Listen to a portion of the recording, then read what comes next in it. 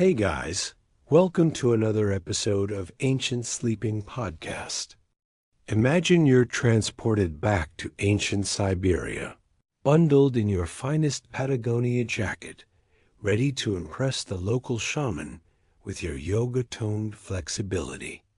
In this cozy bedtime story, we'll count down 5 gloriously misguided attempts of cultural adaptation, from complaining about the lack of avocado toast during vision quests, to ending with your offended reaction to the ritual involving a live bear. If you enjoy historically accurate ways to embarrass yourself, consider subscribing. Now dim the lights, grab your least practical blanket, and let's begin your inevitable spiritual failure. So you showed up to meet the Siberian shaman wearing your best athleisure set. That fancy moisture-wicking fabric and those stylish yoga pants might work for coffee runs back home. But here they're about as useful as a snowball in a sauna. The moment you step outside into the minus 20 degrees Celsius air, you realize your clothes were designed for Instagram, not survival. The shaman takes one look at your outfit and sighs. His people have spent generations perfecting clothing that actually works in this climate. While you're shivering in synthetic fibers, he's wrapped head to toe in reindeer fur. Those hollow hairs trap heat better than any high-tech insulation you've ever owned. His coat reaches his ankles, layered over other furs to block the wind completely. You pick up on the pity in his eyes as he notices your exposed wrists and the gap between your gloves and jacket sleeves. The Awenki peoples, Malitza, a hooded fur coat sewn with sinew to stay intact through blizzards. Or the Nenets Sovic, a double-layered fur coat that lets them work outside for hours in deep snow. Your thin jacket wouldn't last 10 minutes in conditions their clothing handles without complaint. Then there are the Camus boots made from the skin of reindeer legs with the fur still unflexible, waterproof, and warm enough to sleep outside in. Meanwhile, your sneakers are already stiffening with ice, and you've only been standing there for 5 minutes. The shaman doesn't say anything, but you can guess his thoughts. Your outfit screams indoor life. Bright colors that scare game. Fabrics that tear easily, and absolutely no redundancy if something gets wet. One spilled water bottle, and you'd be hypothermic in an hour. Meanwhile, his people rotate between multiple sets of furs, so they always have dry clothes. Now comes the awkward part. He hands you spare reindeer hide mittens, oversized and smelling like campfire. You pull them on over your useless gloves, already embarrassed by how much warmer they feel. The shaman watches you fumble with the ties, resisting the urge to help. Survival isn't about fashion. It's about not losing fingers to frostbite. The sleeves on his coat have extra flaps to cover his hands when needed. His boots are lashed tight to seal out snow. Every inch of his clothing serves a purpose. From the fur lining around his hood that prevents ice buildup to the way his belt holds tools within easy reach. You suddenly understand why urban winter jackets look like they were designed by people who've never actually been cold. Later, by the fire, you notice the shaman adjusting his layers as the temperature fluctuates. He peels off an inner coat when working, then bundles back up when sitting still. You're stuck alternating between sweating in your puffy jacket or freezing the moment you take it off. All your expensive technical gear can't compete with centuries of trial and error. When You ask where people buy clothes like his. The shaman just shrugs. They don't buy them, they make them. Every garment is crafted for a specific person, adjusted until it fits perfectly. The reindeer hides are tanned with animal brains to stay flexible in the cold. The seams are stitched with tendons that expand when wet, keeping them watertight. Meanwhile, your jacket zipper is already sticking. The walk back to camp drives the lesson home. While you stumble, stiff with cold, the shaman moves effortlessly through the snow. His clothes bend with him, silent against the wind. You're realizing that dressing for Siberia has nothing to do with looking good or staying comfortable. It's about moving like you belong here. By morning, you've stopped complaining about the smell of the borrowed furs. When your toes stay warm for the first time since arriving, the trade-off seems obvious. The shaman watches you finally move without shivering and gives an approving nod. Maybe tomorrow he'll show you how to grease your boots with fat so they don't crack. If you thought cultural differences started with language or rituals, think again. Nothing separates you from the shaman more visibly than what you're wearing. His clothes say, "I live here." Yours say, "I packed wrong." And in Siberia, that's not just embarrassing, it's dangerous. Of course, the real test comes later when you try to ask for the Wi-Fi password. But that's another level of disappointment altogether. The shaman's first lesson in Siberian language isn't about greetings or gratitude. It's about how to properly insult a snowstorm. His opening phrase hits your ears like a physical blow, guttural consonants, crunching together like ice underfoot. Vowels stretched long as tundra horizons. You freeze, unsure if you've misheard. The elder repeats it slower, smiling at your shocked expression. This isn't some gentle spiritual chant. It's a curse older than Moscow. Ancient Siberian profanity operates differently from modern swearing. Where English favors sexual or scatological terms, these curses draw power from nature's brutality. The word currently dripping from the shaman's lips translates roughly as, "May your tent collapse under wet snow," a devastating insult to nomadic peoples. Researchers at the Arctic Linguistics Institute recorded similar phrases among the Nenids, where the worst insult involves wishing someone's reindeer develop weak ankle joints. Survival-based curses for survival-focused lives. Your polite hesitation amuses the shaman. He demonstrates proper delivery, spitting to the side after each phrase like clearing poison. Traditional Iwenki teachings hold that curses carry spiritual weight. They must be physically expelled after use. 19th century ethnographies noted shamans would sometimes follow particularly potent insults by biting a copper amulet to seal the word's power. Your meek attempt earns corrections on pronunciation, posture, and even how far you squint your eyes when saying it. The second curse involves wolves. The shaman growls a phrase that means, "May your children howl with the pack," not a vague threat, but a specific reference to historic infant mortality rates during famines. Siberian languages developed directness born of necessity. Subtlety froze to death here generations ago. When you flinch at its harshness, the shaman explains, matter-of-factly, that soft words don't scare away evil spirits.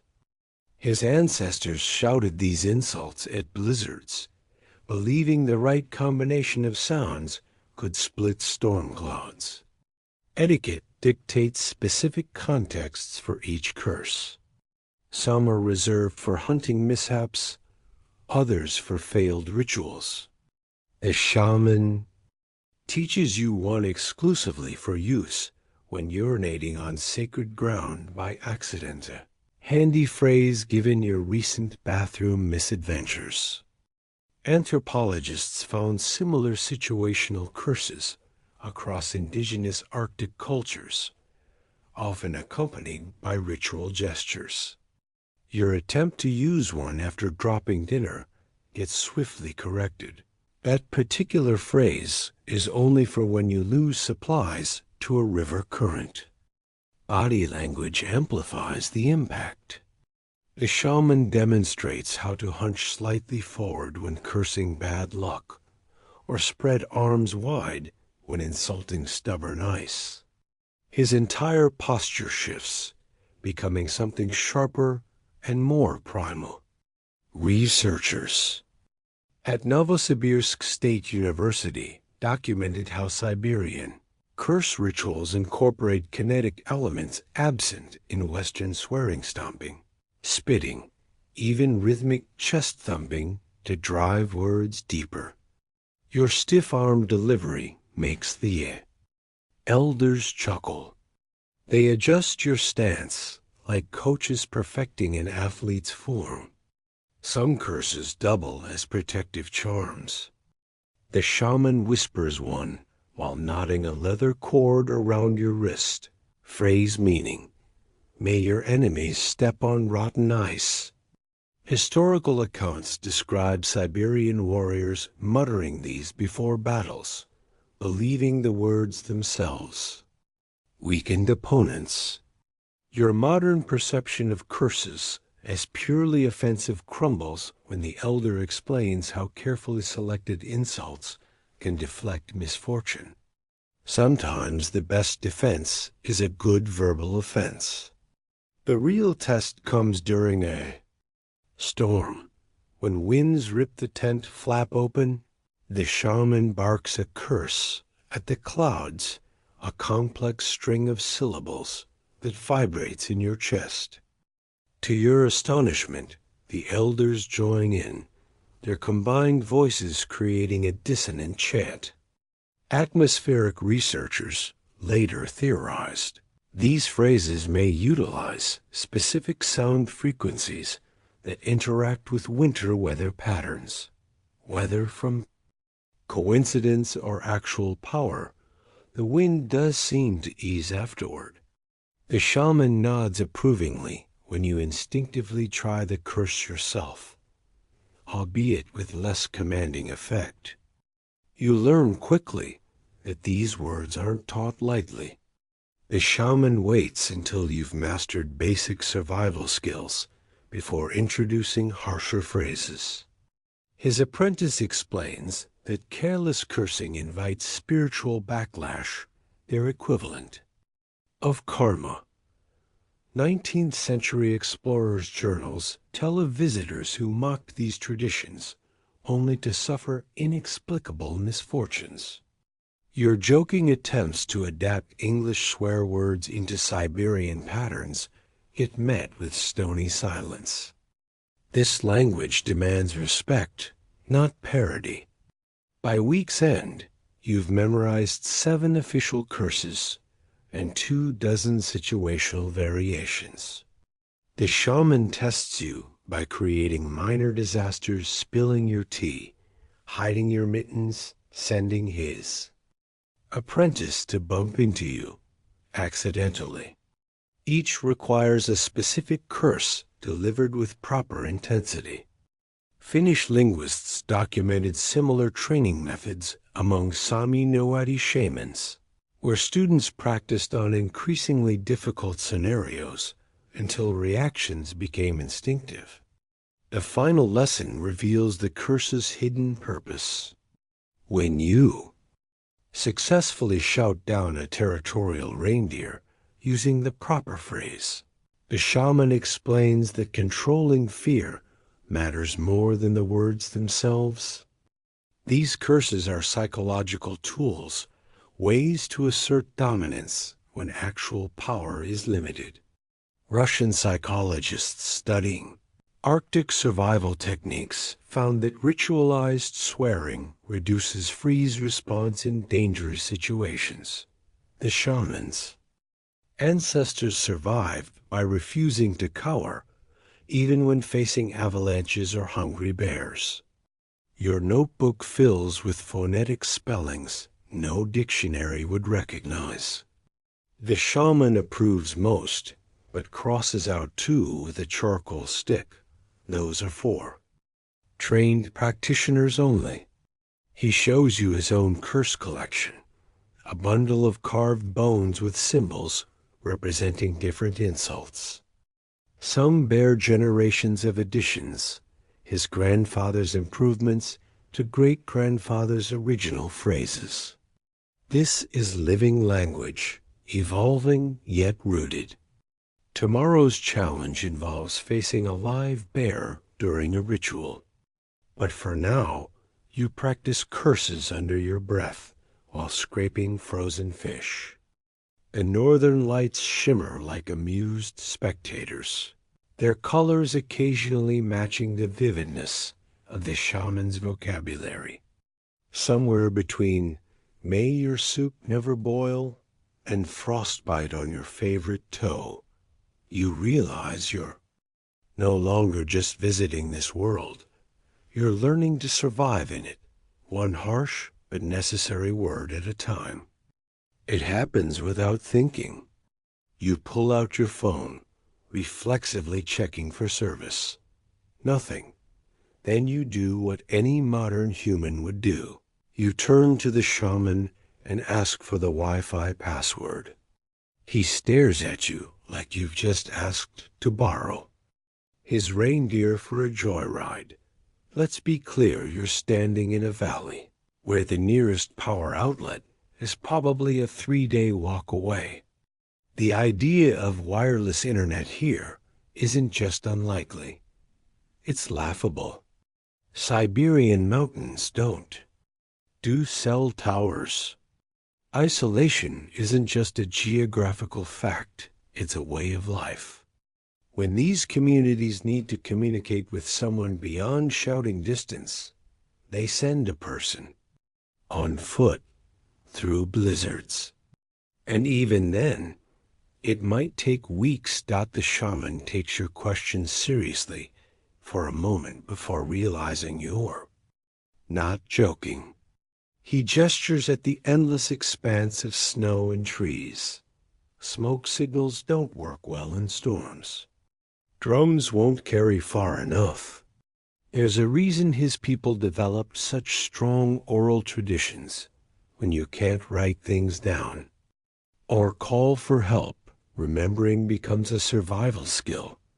You glance at your phone again, as if the signal might magically appear. The shaman watches you swipe at the screen, unimpressed.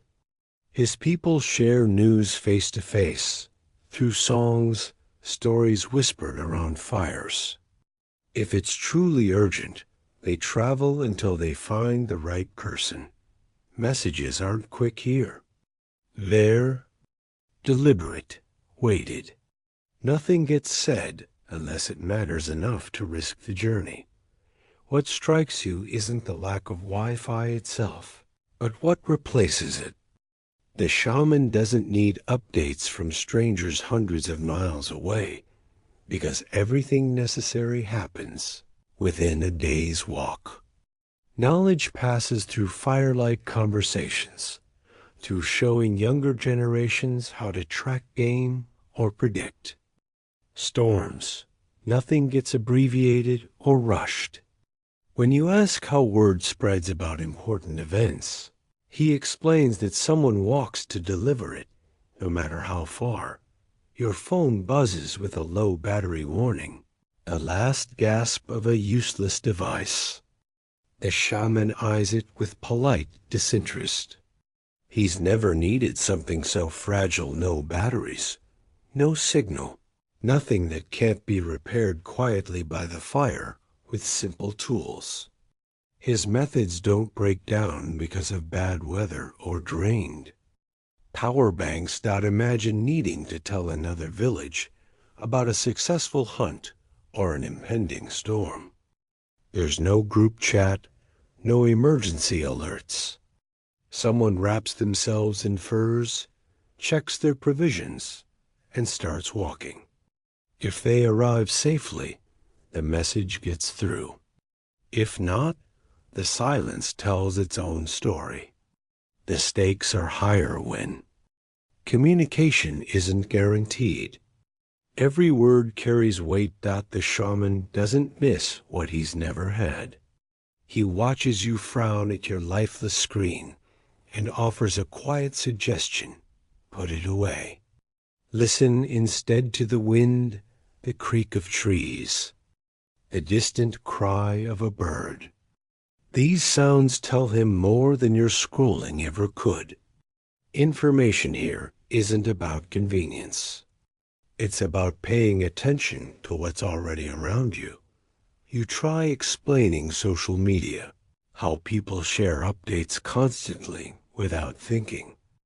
The shaman looks amused but unconvinced. Why would anyone need hourly reports on what others are eating or complaining about? In his world, news only travels when it's worth the effort. Gossip is a luxury of places with too much free time. At first you fight the silence, the lack of notifications. Then something shifts. Hours pass without checking for messages, and you don't collapse from withdrawal. The shaman tells stories instead of sharing links.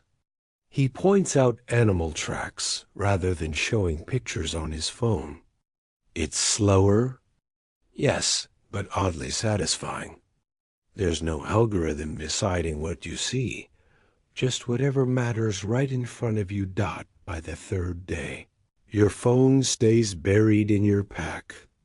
You stop instinctively reaching for it during pauses. The habit fades as quickly as it formed when nothing reinforces it. The shaman notices but doesn't comment. He's seen this before: city people realizing how little they actually need. Constant connection. You start noticing different details.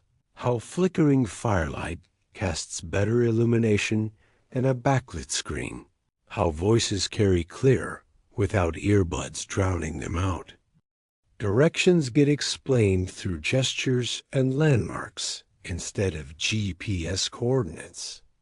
It's inconvenient by modern standards, but there's a rhythm to it, one no pop-up notification can compete with. Eventually, the shaman teaches you simple signals: how to mimic certain bird calls for attention, how to leave marks on trees indicating safe paths. These don't need charging or signal strength. They work silently, persistently. You practice until your throat hurts, and the shaman nods approval. This is how people here stay connected without wires or towers. Your old impulse returns once reaching. Automatically for your phone when you see something interesting. Then you remember, and instead turn to the shaman beside you and actually describe what you noticed. He listens, asks questions. It's slower than tapping out a text, but more direct, more human. That night around the fire, someone asks about news from distant relatives. The shaman tells what he knows, adding details from months ago, piecing together fragments from travelers passing through. It's not instantaneous, but it's thorough, layered with context no status update could convey. When you complain about missing your usual podcasts, the shaman offers an alternative. He'll share legends passed down through generations instead. His stories don't have perfect audio quality, but they don't need it. The fire cracks in time with his words. Wolves howl in the distance. and you realize no headphones could improve this. Just before sleep, you notice something: your thoughts feel clearer, less scattered. No beeping notifications, no endless scroll. Just quiet. The shaman notices your expression and smiles. He doesn't say, "I told you so." He doesn't need to. WIF isn't missing here. It's irrelevant. The lesson isn't about going without technology. It's about noticing what fills its absence when given space. The shaman watches you finally settle into the quiet and nods. Tomorrow brings other challenges, like explaining modern bathroom expectations. But that's another lesson entirely. Your fingers freeze around the roll of 2-ply toilet paper you packed, because outside the shaman's tent stretches a line of small wooden stakes marking where previous visitors dug their holes. The stench hits first a mix of fermented fish, remains and ammonia, sharp enough to make your eyes water. Siberia doesn't do porcelain. The shaman watches your face carefully as he demonstrates the correct squatting technique over a fresh pit. His own hygiene kit consists of a smooth river, rock, and handfuls of dry moss.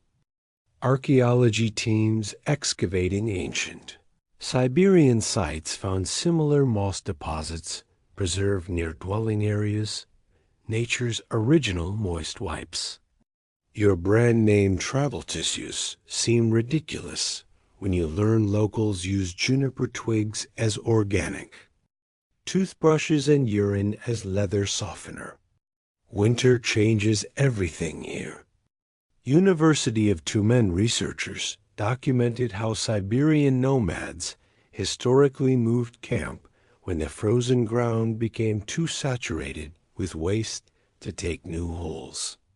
Your bathroom break now involves chiseling through permafrost layers with a pointed stick. The shaman helpfully offers his ceremonial ice axe, last used to harvest a reindeer spleen for divination rituals. Traditional Ewenki toilet etiquette requires facing northeast while defecating, a practice anthropologists linked to wind patterns that carried odors away from camps. Your westernized instinct to hide behind bushes only makes the shaman chuckle lows. Juniper thickets house more spirits than any outhouse ever could. Moscow State University's ethnographic archives contain warnings about offending woodland entities by relieving yourself near their sacred groves. The lack of privacy surprises you most. Siberian reindeer herders conduct their business in full view, though they observe strict rules about distance from food preparation areas.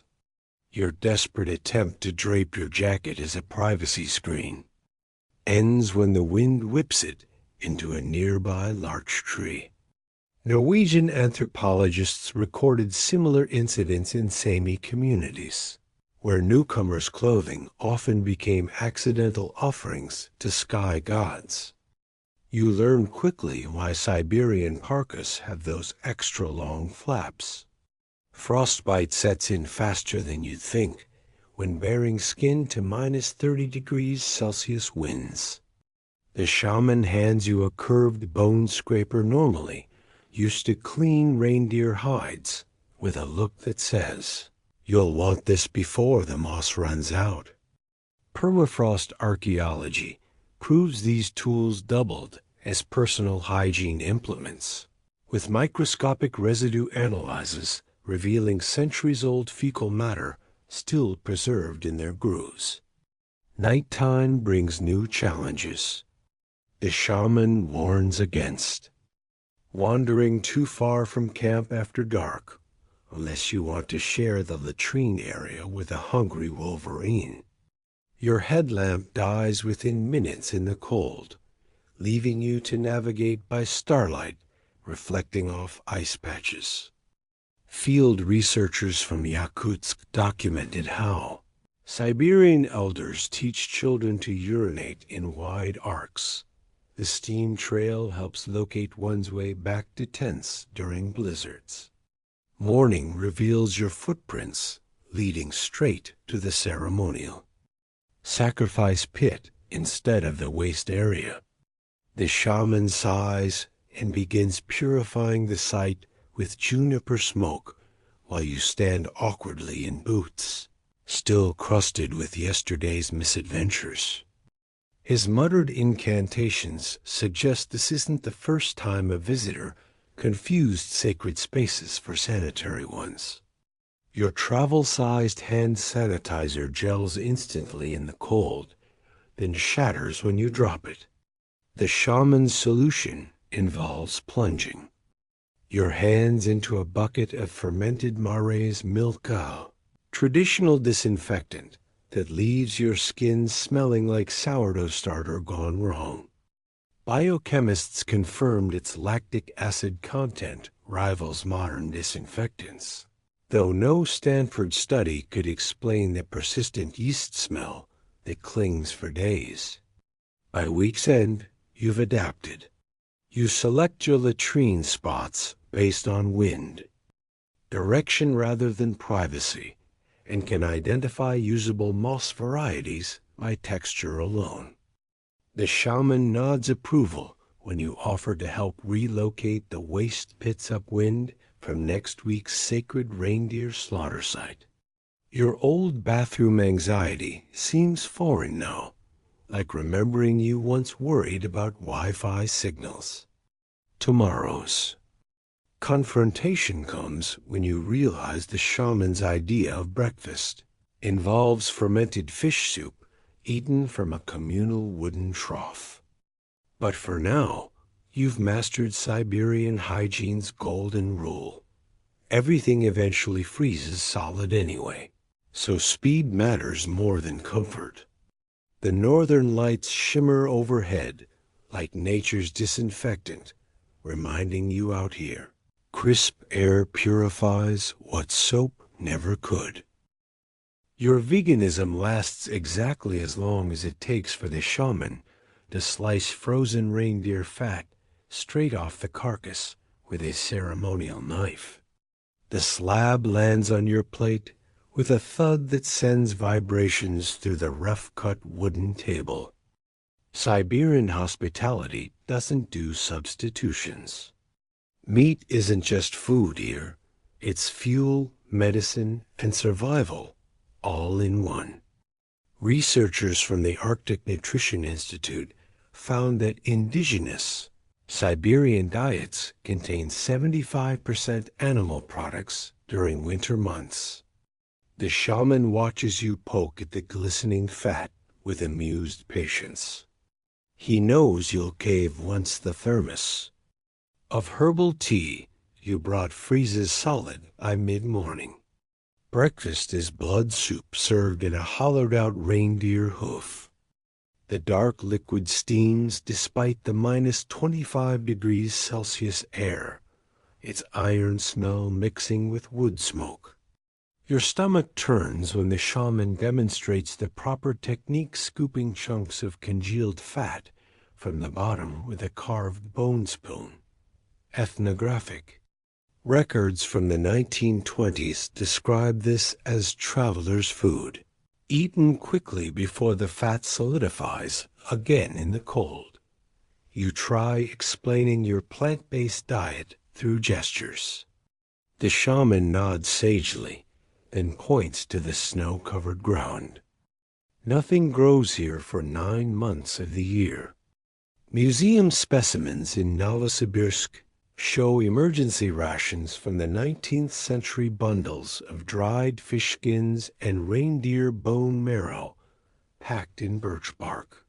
Your protein bars seem laughable when the shaman's ancestors survived on rendered bear fat during famines. Lunch brings another test. The shaman's wife presents a wooden platter of raw, frozen fish eyes, considered a delicacy for their vitamin C content. Researchers at Moscow State University confirm these provide more nutrients than citrus would in a climate where lemons freeze before ripening. You gag on the first one, its icy surface cracking between your teeth to release a briny gel. Family watches with mild disappointment as you discreetly spit it into the fire. Dinner solves your protein dilemma permanently.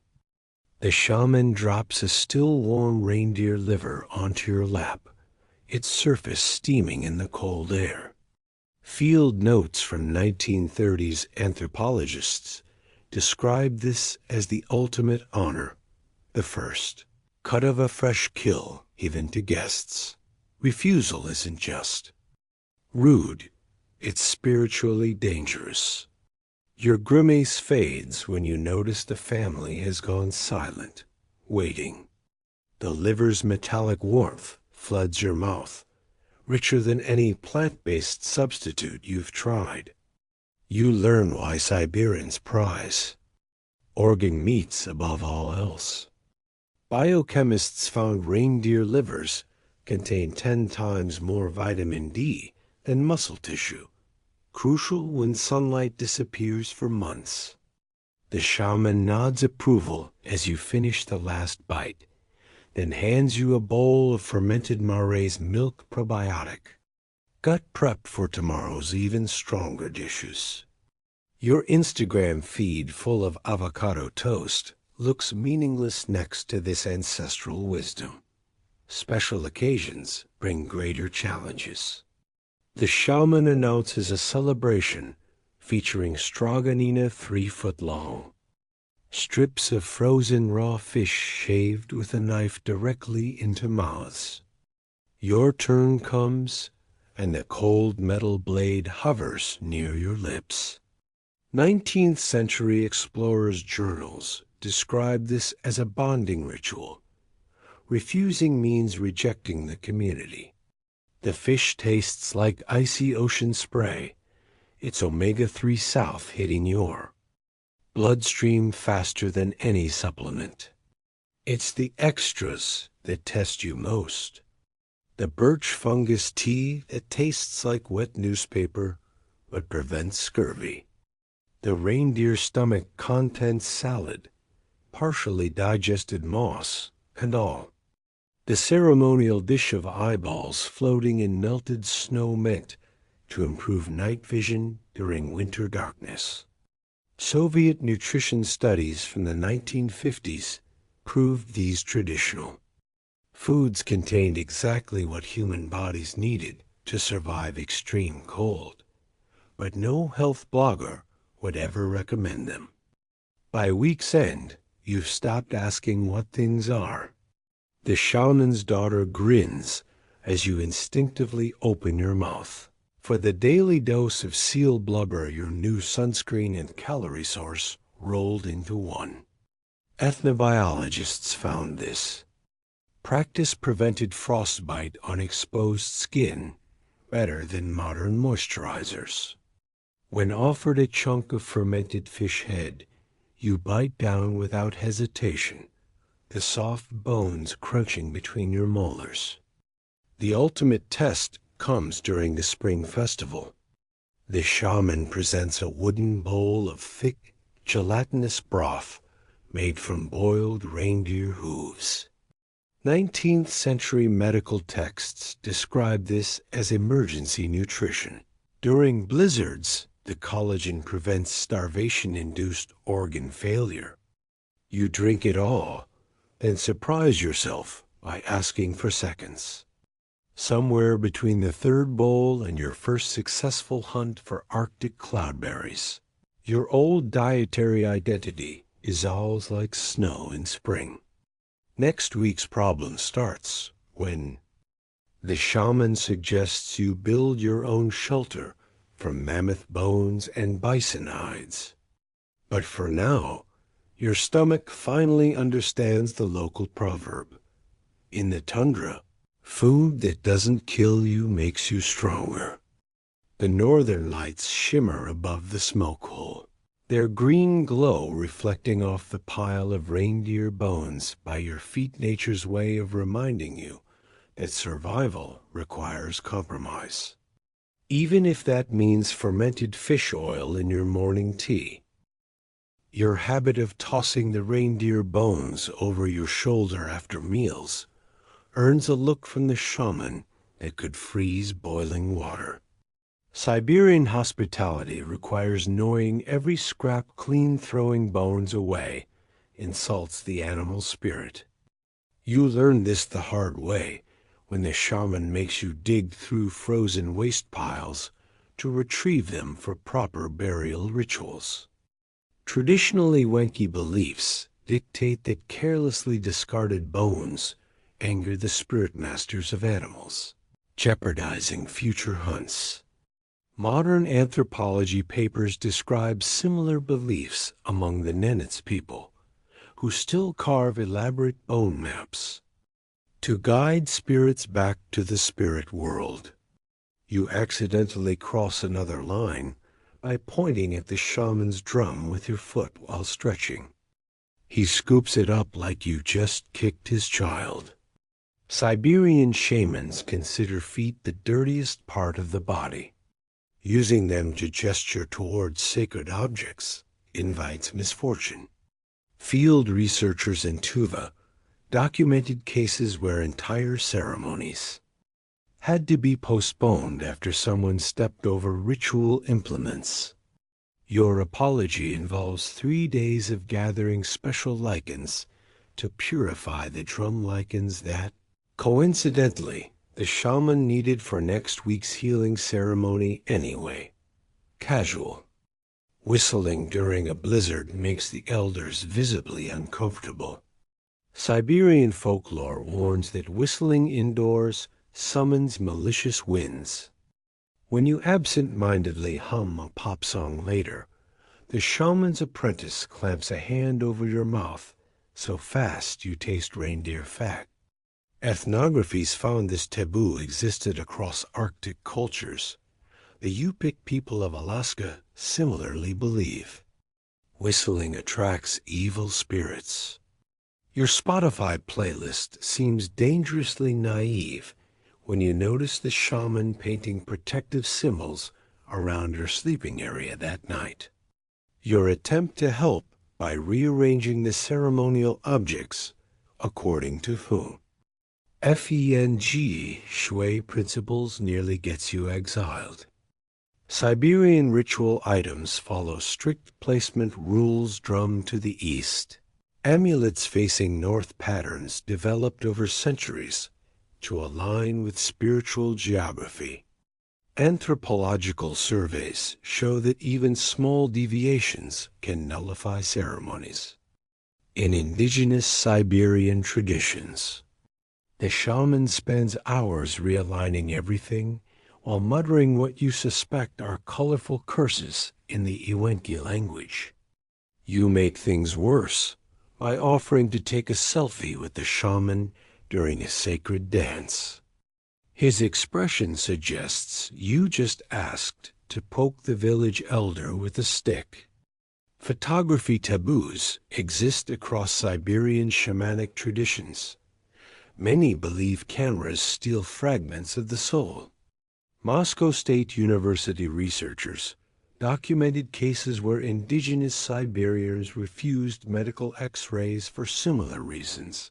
Your phone gets confiscated and purified with juniper smoke for containing trapped light spirits, which the shaman insists on doing weekly from then on. Your habit of shaking your legs irritates the shaman to no end. In Siberian culture, restless movements disturb earth spirits. When you jiggle your knee during storytelling, 3 elders simultaneously hiss at you to stop. Arctic anthropologists note this taboo exists among the Chukchi people too.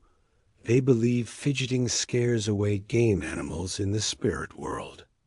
The shaman wordlessly ties your ankles together with reindeer tendon until you learn respect for the ground. You discover another unwritten rule when you try to enter the ceremonial tent without removing your outer boots. Snow melts off your solace onto the sacred reindeer hide floor covering, and the shaman's nostrils flare like an angry muskox. Siberian ritual spaces maintain strict cleanliness. Archaeological digs of ancient shaman sites show layered floor mats changed after each ceremony. Your penance involves scraping frozen mud off 40 pairs of winter boots with a blunt bone scraper. Personal hygiene taboos catch you off guard. Cutting your nails inside the tent makes the shaman toss the clippings into the fire with disgust.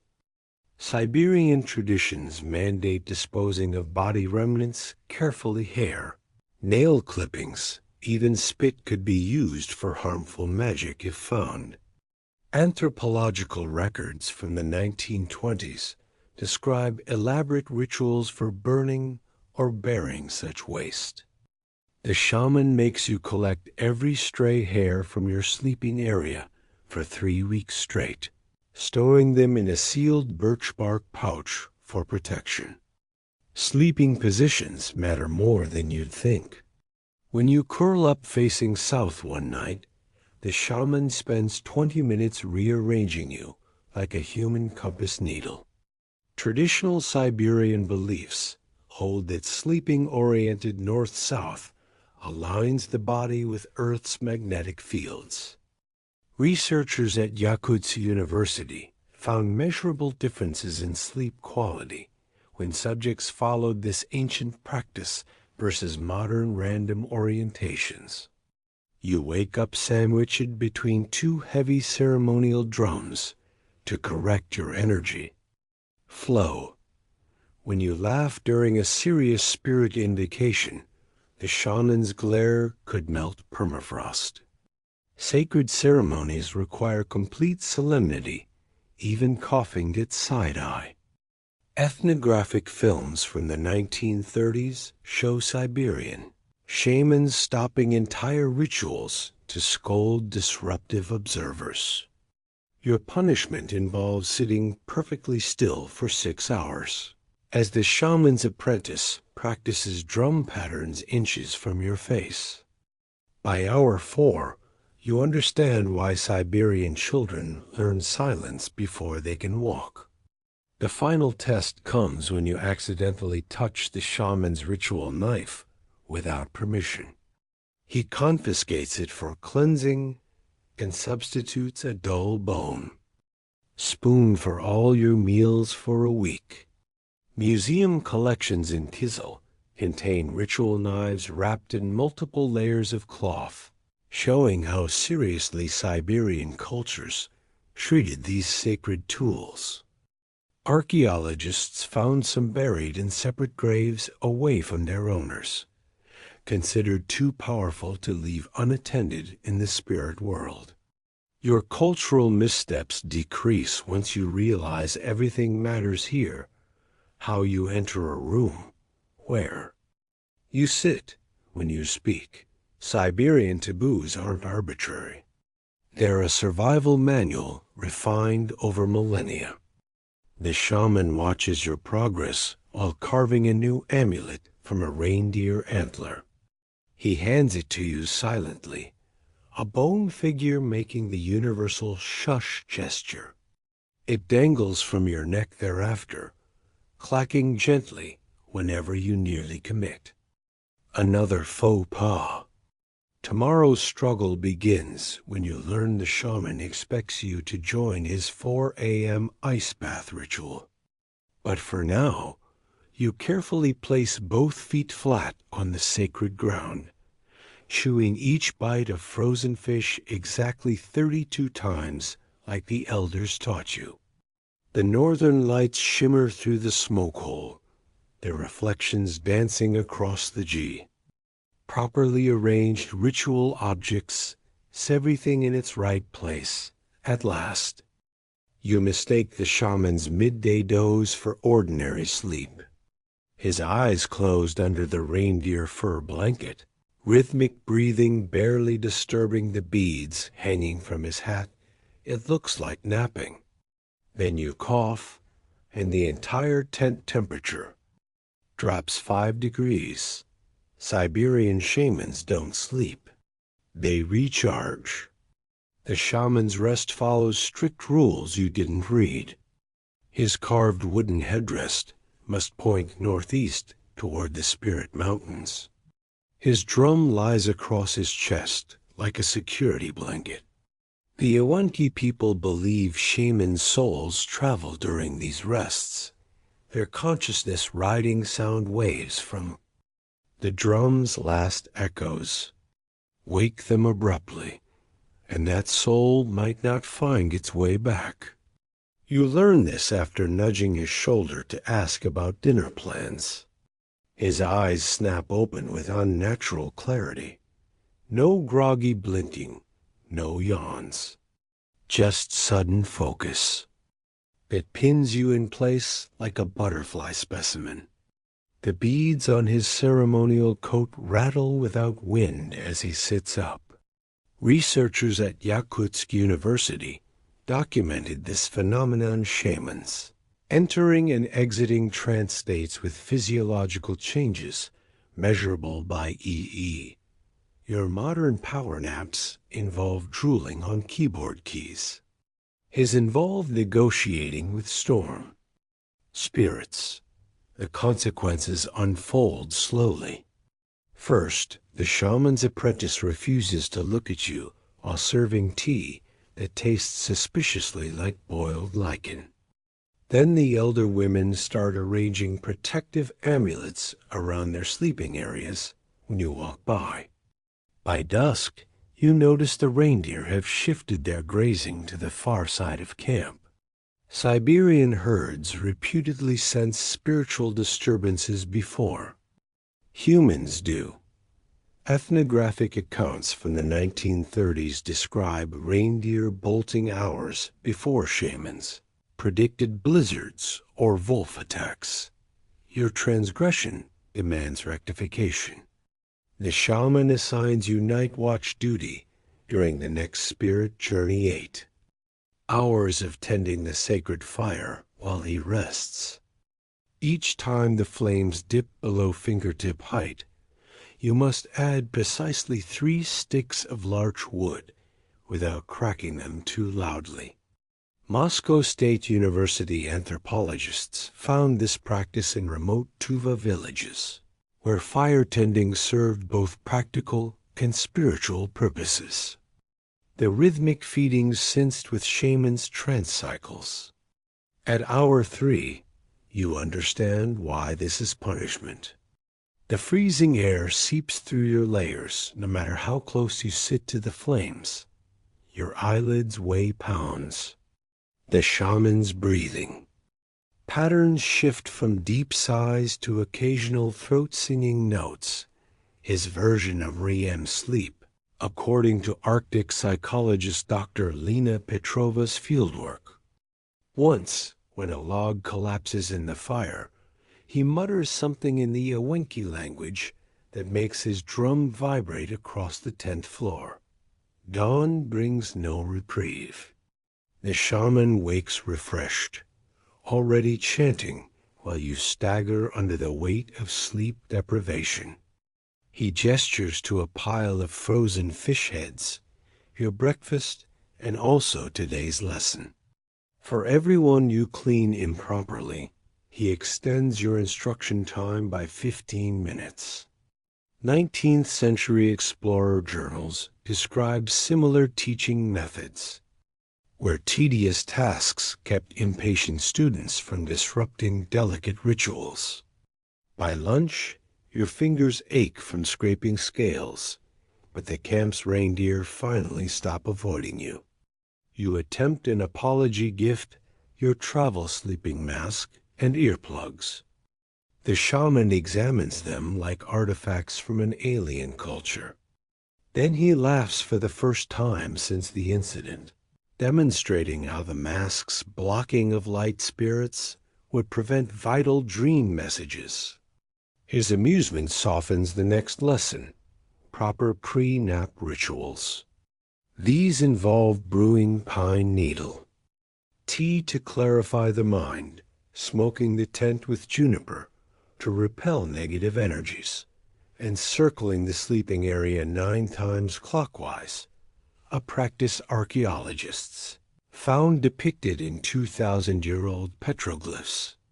The shaman lets you observe his next rest cycle. You watch him enter the state methodically, arranging ritual objects just so, humming until his voice drops below human hearing range, then freezing mid-movement like a video paused. Siberian neuroscientists recorded similar physiological states. In contemporary shamans' heart rates dropping to 30 BPM while maintaining full awareness. Your Fitbit would call it a malfunction. Here, it's mastery. When a raven lands near the tent mid-rest, you hold your breath. In Iwanki tradition, birds carry messages between worlds. The shaman's body remains still, but his fingers twitch in patterns matching the bird's head movements. Anthropologist Dmitry Dugorov documented this phenomenon in 1927, though he couldn't explain how resting shamans mirrored animal behaviors they couldn't possibly see. You resist the urge to take notes, remembering last time's consequences. The true test comes when the shaman assigns you your first supervised rest attempt. He places his drum over your chest with strict instructions. Breathe shallowly. Don't scratch itches, and whatever phantom reindeer you dream about, don't ride them. Iwanki children learn these rules young, their parents guiding them through gradual exposure to altered states. Your adult impatience makes the process harder. The drum's weight feels suffocating. Your nose tingles maddeningly. And that's before the shaman starts chanting at frequencies that make your molars vibrate. You last 17 minutes before bolting, upright in a cold sweat. The shaman nods as if this proves some private theory. He hands you a mug of bitterroot tea for grounding, his apprentice explains. Later, you overhear them discussing your progress in terms of how long until your spirit might safely travel without getting lost. The estimation isn't encouraging. By month's end, you've learned to recognize the shaman's pre-rest signals. Way he stacks kindling in perfect alignment, the specific pitch at which he hums before lying down. Once, you even catch yourself scolding a visitor for crunching snow too loudly outside the tent during sacred rest hours. The elders exchange approving glances. Your penance shifts from punishment to privilege, preparing the shaman's resting. Space earns you snippets of arcane knowledge. Tonight's ceremony requires the shaman to enter an extended trance. As the drumming starts, you take position by the door flap, guardian against interruptions, keeper of the silence. The northern. Lights pulse overhead in greens and purples, their rhythm oddly synced with the shaman's breathing. Somewhere beyond the tent, a raven calls twice, then falls quiet. You don't need to ask what it means anymore. The answer will come in the shaman's own time, after proper rest. Tomorrow's challenge begins when you're expected to drink psychotropic reindeer urine as part of a vision quest. But for now, you watch the firelight dance across the shaman's still face, counting the seconds between each shallow breath. The camp settles into respectful quiet, even the reindeer standing hushed in their pens. Only the occasional pop of freezing. Sap in the hearth breaks the silence, nature's way of reminding you that some lessons can't be rushed, especially not the ones learned while horizontal. You pull out your phone after the healing ceremony, thumbs poised to type a glowing 5-star review. The shaman watches you with the expression of someone who's just seen a reindeer try to use a toaster. Siberian spiritual practices don't come with feedback forms. Your first mistake is asking if there's a satisfaction survey. The shaman's apprentice chokes on his fermented maize milk. Traditional Iwenti beliefs hold that a ritual's power comes from the spirits, not the shaman's performance. Your request sounds like asking to rate a thunderstorm. 19th century ethnographies documented cases where visitors who questioned ceremonies were given increasingly difficult tasks until they stopped talking, like being sent to collect fresh snow from 10 different sacred sites. You try. Phrasing it differently. How would you say that healing compared to your average session? The shaman responds by handing you a drum and gesturing toward the frozen river. His meaning is clear. If you're so qualified to judge, you can. Call your own spirits.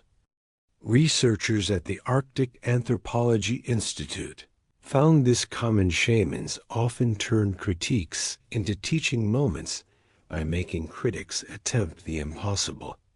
Your drumming skills last 30 seconds before the nearest reindeer herd starts, moving camp further away. Undeterred, you suggest just a quick rating out of 10.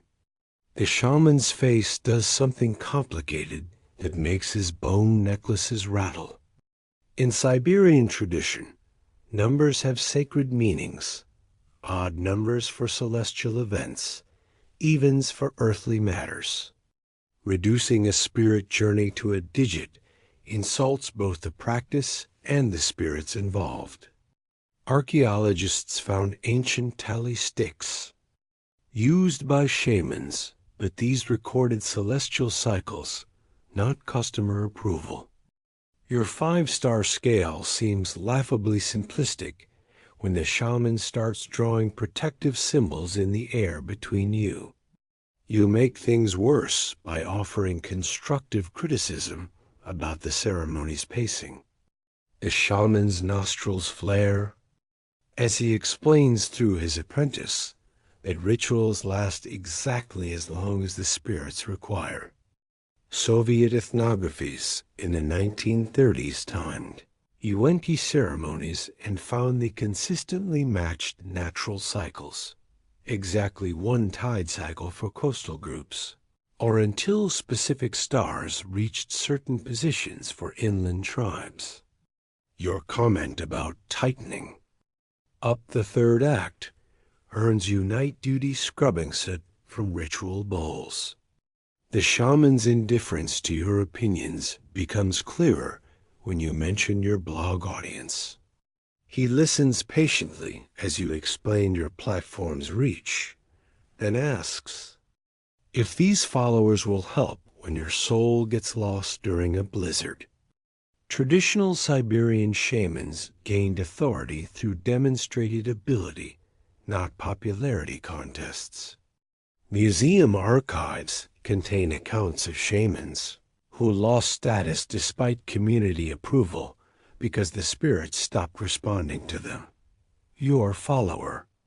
Count means nothing when the shaman can point to 30 years of successfully predicting avalanches. You attempt to compromise a private debrief over tea. The shaman allows this, but his idea of feedback involves reading the dregs in your cup. He announces you have the spiritual awareness of a concussed ptarmigan, and that 3 separate ancestors are face-palming in the afterlife. Anthropologists recorded similar feedback methods across Siberia divination through animal bones. smoke patterns, or dreams. Your carefully prepared talking points about improving the customer experience dissolve when he starts interpreting the way your left eyelid twitches.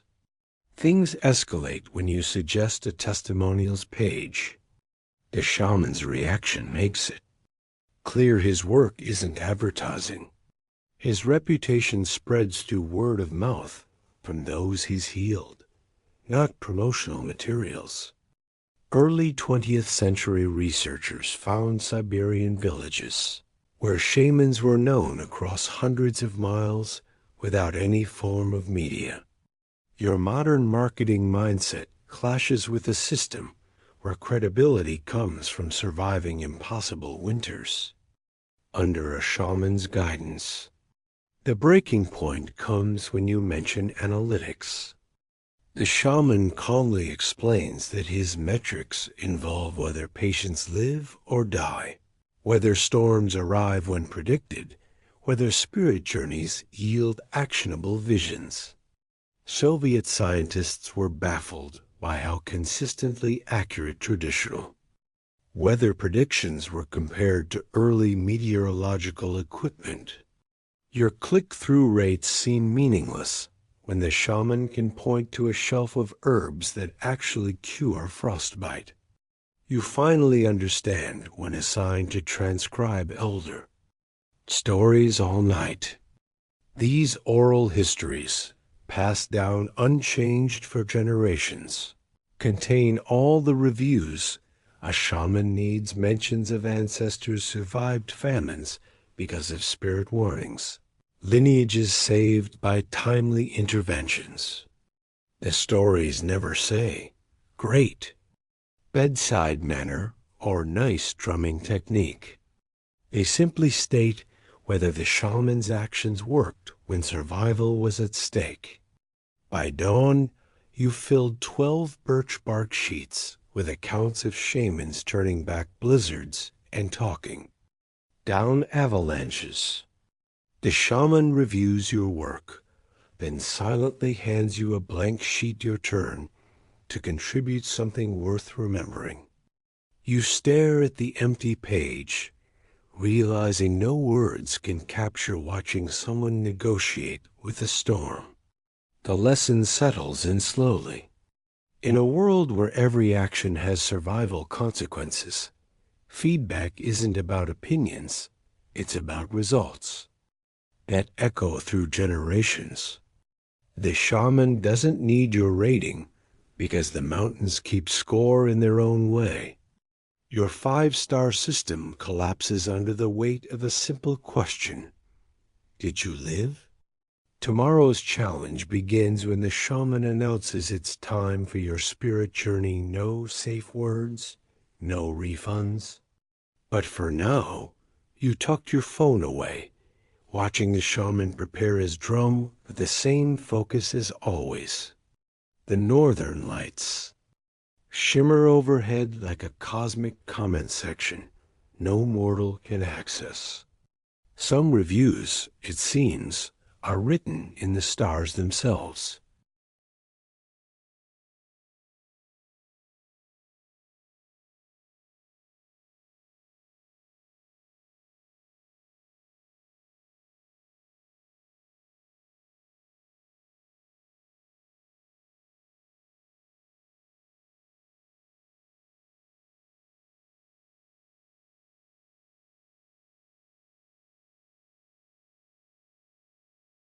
Your insurance card means nothing when the shaman holds a red-hot poker over your infected wound. The ceremonial tent smells of burning herbs, and something more primal, maybe fear, maybe anticipation. You try explaining your high deductible plan while he examines your fever with the back of his hand against your forehead. His diagnosis comes in one word: spirits. The healing begins without consent forms. The shaman's assistant, a wiry man missing 2 fingers to frostbite, ties your arms to the tent pole with braided reindeer sinew. Ethnographies documented similar practices among the Nenets people, where patients were physically restrained. During spirit negotiations to prevent accidental escape of the soul. Your HMO never mentioned this possibility in their preventive care brochure. Payment methods differ too. Instead of copays, the shaman demands personal items, your favorite wool socks, a lock of hair, the metal fork you've been hiding in, your boot. Anthropologists found Siberian healers traditionally accepted symbolic payments to balance energies, with objects valued by the patient carrying more spiritual weight than cash. Your attempt to offer credit card points earns a look somewhere between pity and disgust. The actual treatment defies all modern medical logic. The shaman spits fermented mare's milk onto your wound before applying a poultice of crushed beetles and tree fungus. Researchers at Tomsk State University confirmed these ingredients contain natural antibiotics effective against Arctic bacterial strains. That doesn't make the burning sensation any less alarming when the mixture starts bubbling against your skin. Your concerns about sterile environments seem quaint when the shaman uses the same bone knife to slice herbs and pick his teeth. Traditional Siberian medicine operates on different germ theory. What matters isn't physical cleanliness, but spiritual purification. Moscow medical archives contain accounts of 19th century shamans successfully treating gangrene without sterilization. Their methods relying on precise ritual timing rather than antiseptics. The pain management strategy involves no pills. Instead, the shaman drapes a freshly skinned fox pelt over your shoulders, its blood still warm against your neck. Your yelp gets drowned out by sudden drumming that vibrates through the tent floor. Siberian neurology studies show rhythmic drumming at 4 to 7 hertz can induce natural trance states with analgesic effects better than opioids for some types of pain. Documentation gets creative. Rather than medical charts, the shaman notches symbols into a birch bark scroll 1 mark for each spirit consulted during your treatment. Archaeologists found similar records in permafrost-preserved shaman kits, with some illness accounts spanning generations of practitioner notes. Your pre-existing conditions get represented by particularly deep gouges in the wood.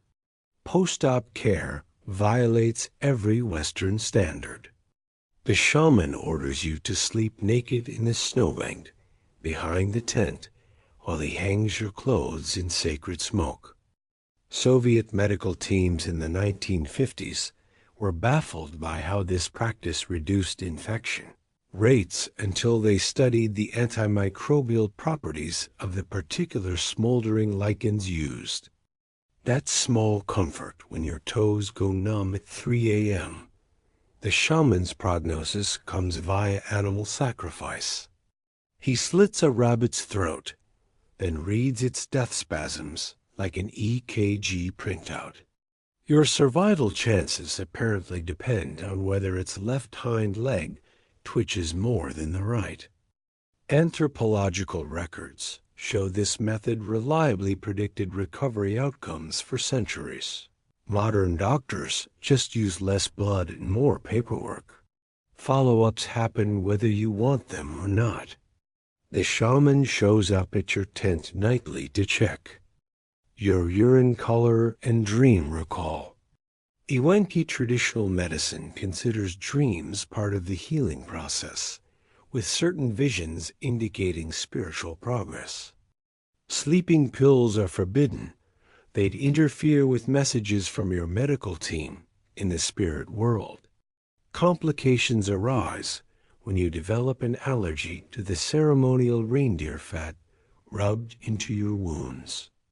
The shaman interprets your hives as spiritual purification symptoms and increases applications to 3 times daily. Only when you start swelling like a blimp does he reluctantly switch to bear grease. Another remedy actually proven effective in Siberian frostbite. Treatments, though no allergy studies exist. Your recovery milestone comes unexpectedly. One morning, the shaman declares you healed because your shadow now falls correctly at dawn. Traditional Iwenki diagnostics place heavy emphasis on shadow observations, with certain angles indicating returning strength. NASA scientists later confirmed this aligns roughly with circadian rhythm recovery markers, just assessed through vastly different methodology. The final bill arrives in non-negotiable terms. You owe 7 days of gathering. Rare blue moss for the shaman's supplies. Modern pharmacies charge copays. Traditional healers demand sweat equity. Ethnobotanists estimate a single healing ceremony's plant preparations require 20 to 30 hours of skilled, foraging equivalent labor costs that would bankrupt most insurance providers. You try submitting a claim anyway back home. The insurance rep's expression when reading spirit negotiation fee and ceremonial bloodletting almost makes the whole ordeal worthwhile. Your appeal gets denied on grounds that out-of-network shamanic practitioners don't accept assignment. The shaman would probably find this hilarious. His people have been operating outside bureaucracies for millennia. What sticks with you? I send T the bizarre treatments, but the results. 2 weeks later, your infection clears completely. No antibiotics, just beetle juice and channeled deities. Siberian medical anthropology suggests this works because the rituals activate profound placebo effects, though that doesn't explain why the shaman knew about your recurring knee pain before you mentioned it. The takeaway isn't that modern medicine is wrong. It's that healing exists on a spectrum wider than insurance forms can capture.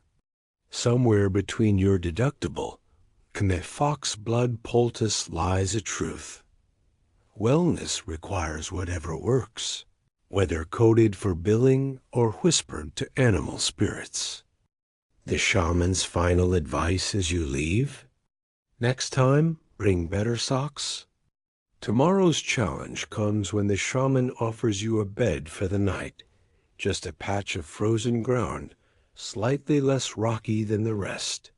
But for now, you flex, your healed hand, watching the northern lights shimmer like X-rays of some greater medical mystery.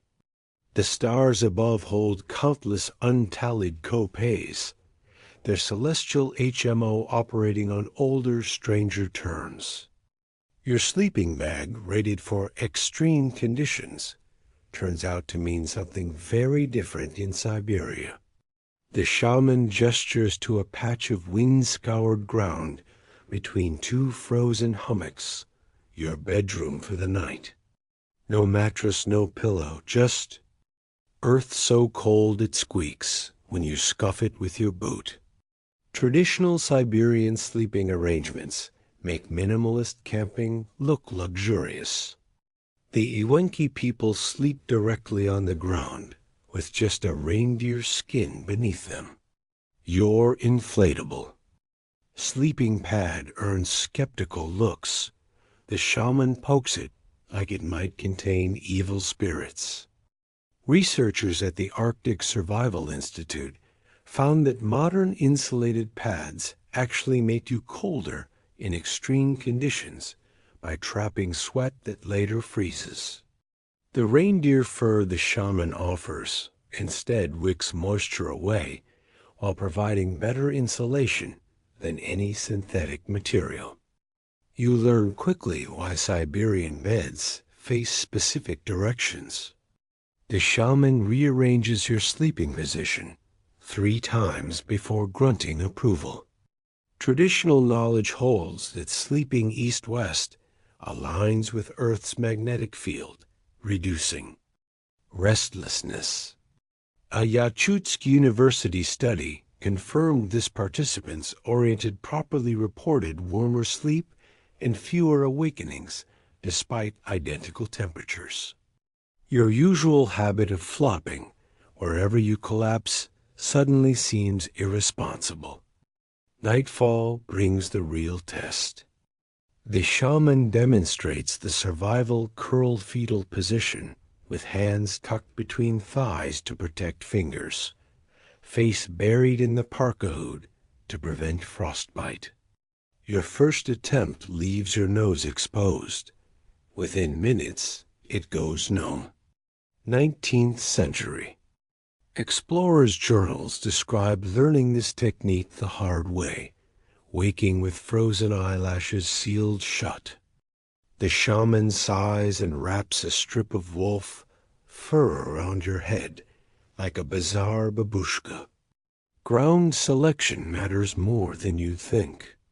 The shaman rejects your first choice of spot 2 near a tree root that would sap body heat. He finds a slight depression where cold air pools less, then lines it with aromatic shrubs to deter insects. Soviet survival manuals from the 1950s documented how experienced nomads could identify optimal sleeping microclimates by subtle changes in wind patterns and snow texture. Your recamping checklist never mentioned these skills. Bedtime rituals differ too.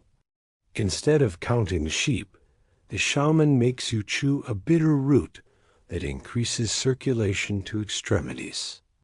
Ethnobotanists later identified it as rhodiola rossi, now used by Russian astronauts to combat space cold.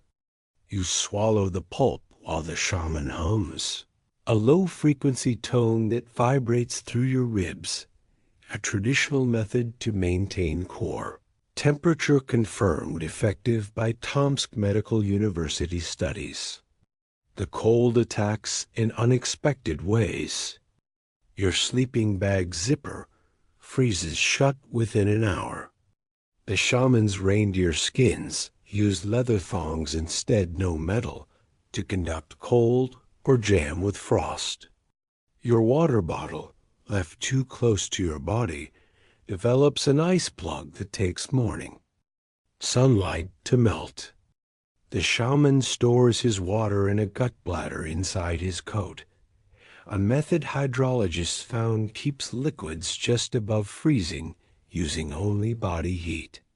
Midnight brings the real humiliation. You need to pee, but dread leaving the meager warmth of your furs. The shaman, apparently sensing this, barks a command in Iwenki. His apprentice explains holding, it risks hypothermia as your body wastes energy keeping urine warm. You stumble outside into air, so cold the steam from your urine freezes. Before hitting the ground, Arctic survival guides confirm this is why Siberian nomads relieve themselves frequently at night, despite the discomfort. Dawn finds you crusted with frost, but alive. The shaman checks your condition by having you grip his ceremonial staff. Your weak squeeze tells him everything. He brews an acidic tea from pine needles while you shiver uncontrollably. Russian. Research on World War II winter fronts proved this tea stimulates blood flow faster than modern rewarming techniques. It tastes like chewing a Christmas tree, but stops your teeth chattering. You attempt to complain about the hardness of the ground. The shaman responds by having you feel his spine nobbled from 60 years of similar sleeping. X-rays of Siberian. Elders show remarkable spinal adaptations to ground sleeping, with denser vertebrae than mattress users. Your plush memory foam at home suddenly seems like cheating. The second night goes better.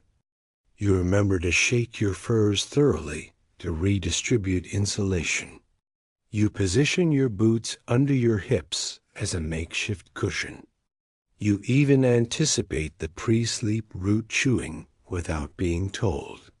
The shaman nods approval when he sees you've arranged your sleeping area at the correct angle to morning sunlight and ancient alarm clock system. By week's end, you've developed your own routine. The shaman watches as you line your spot with aromatic Labrador tea leaves to repel insects, then layer crotchetted pine boughs beneath your reindeer hide. These small improvements make the frozen ground almost tolerable. Almost. The real test comes during a snowstorm. The shaman has you dig a shallow trench to sleep in, explaining how the snow walls block wind while trapping body heat. You wake to find 2 inches of fresh powder covering your furs and realize you're warm.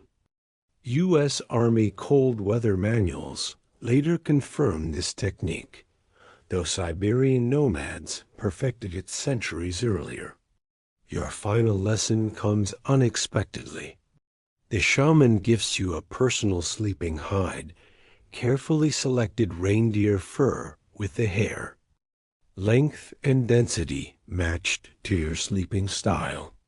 It smells like smoke and animal musk, nothing like your lavender-scented sheets back home.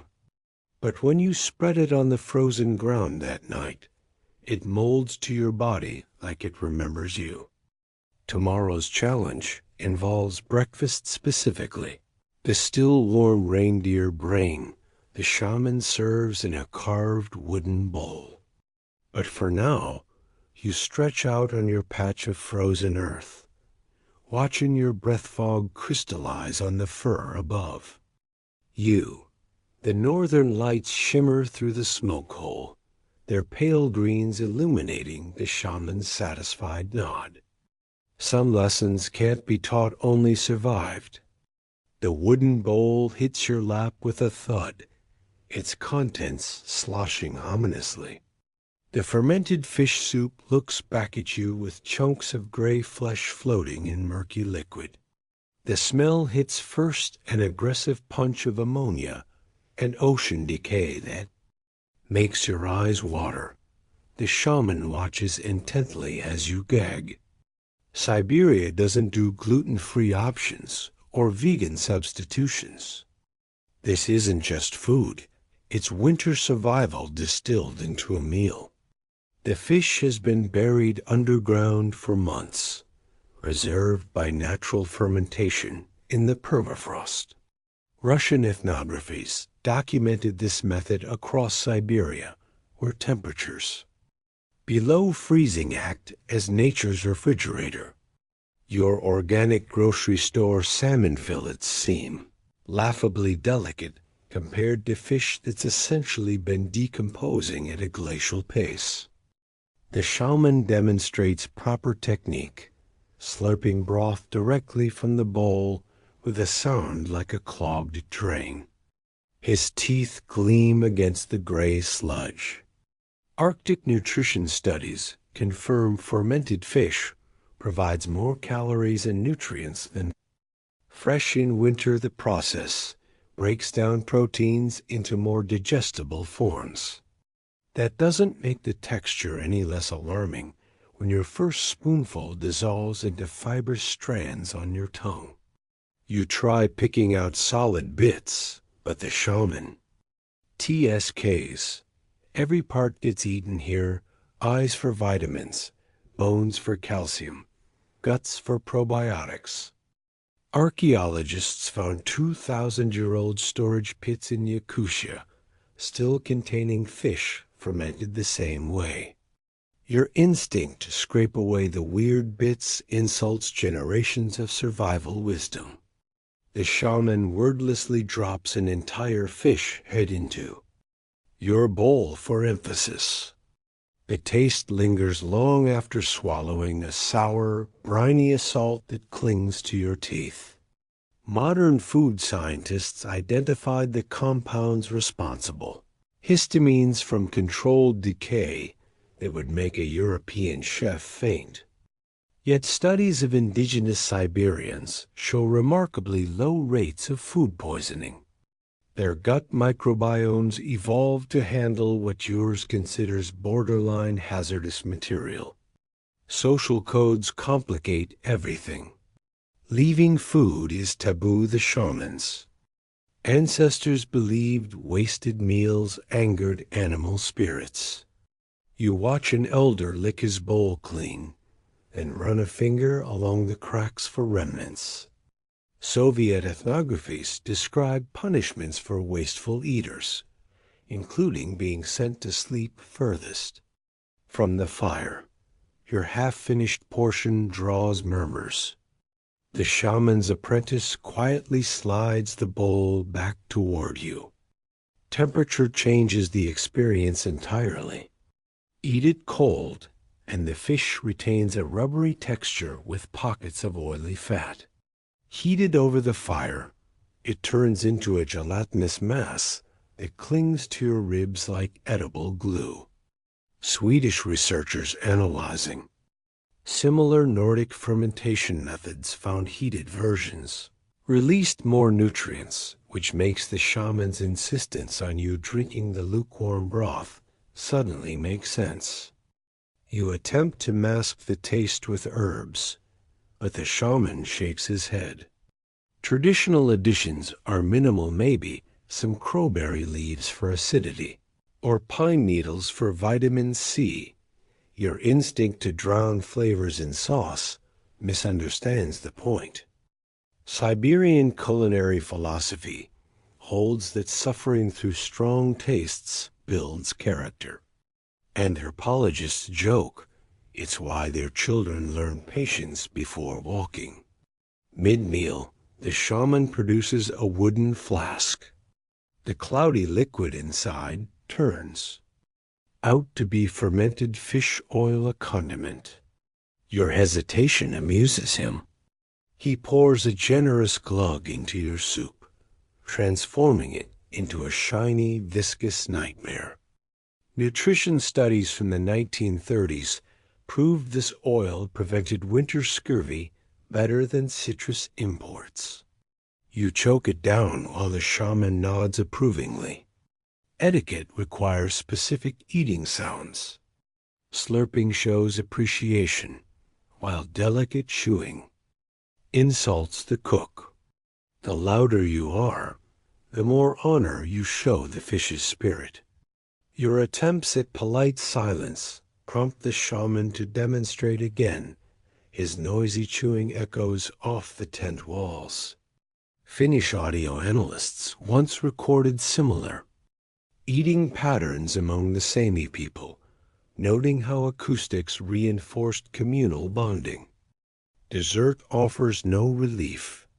The shaman presents a moldy-looking cheese made from reindeer milk fermented in a sealskin bag.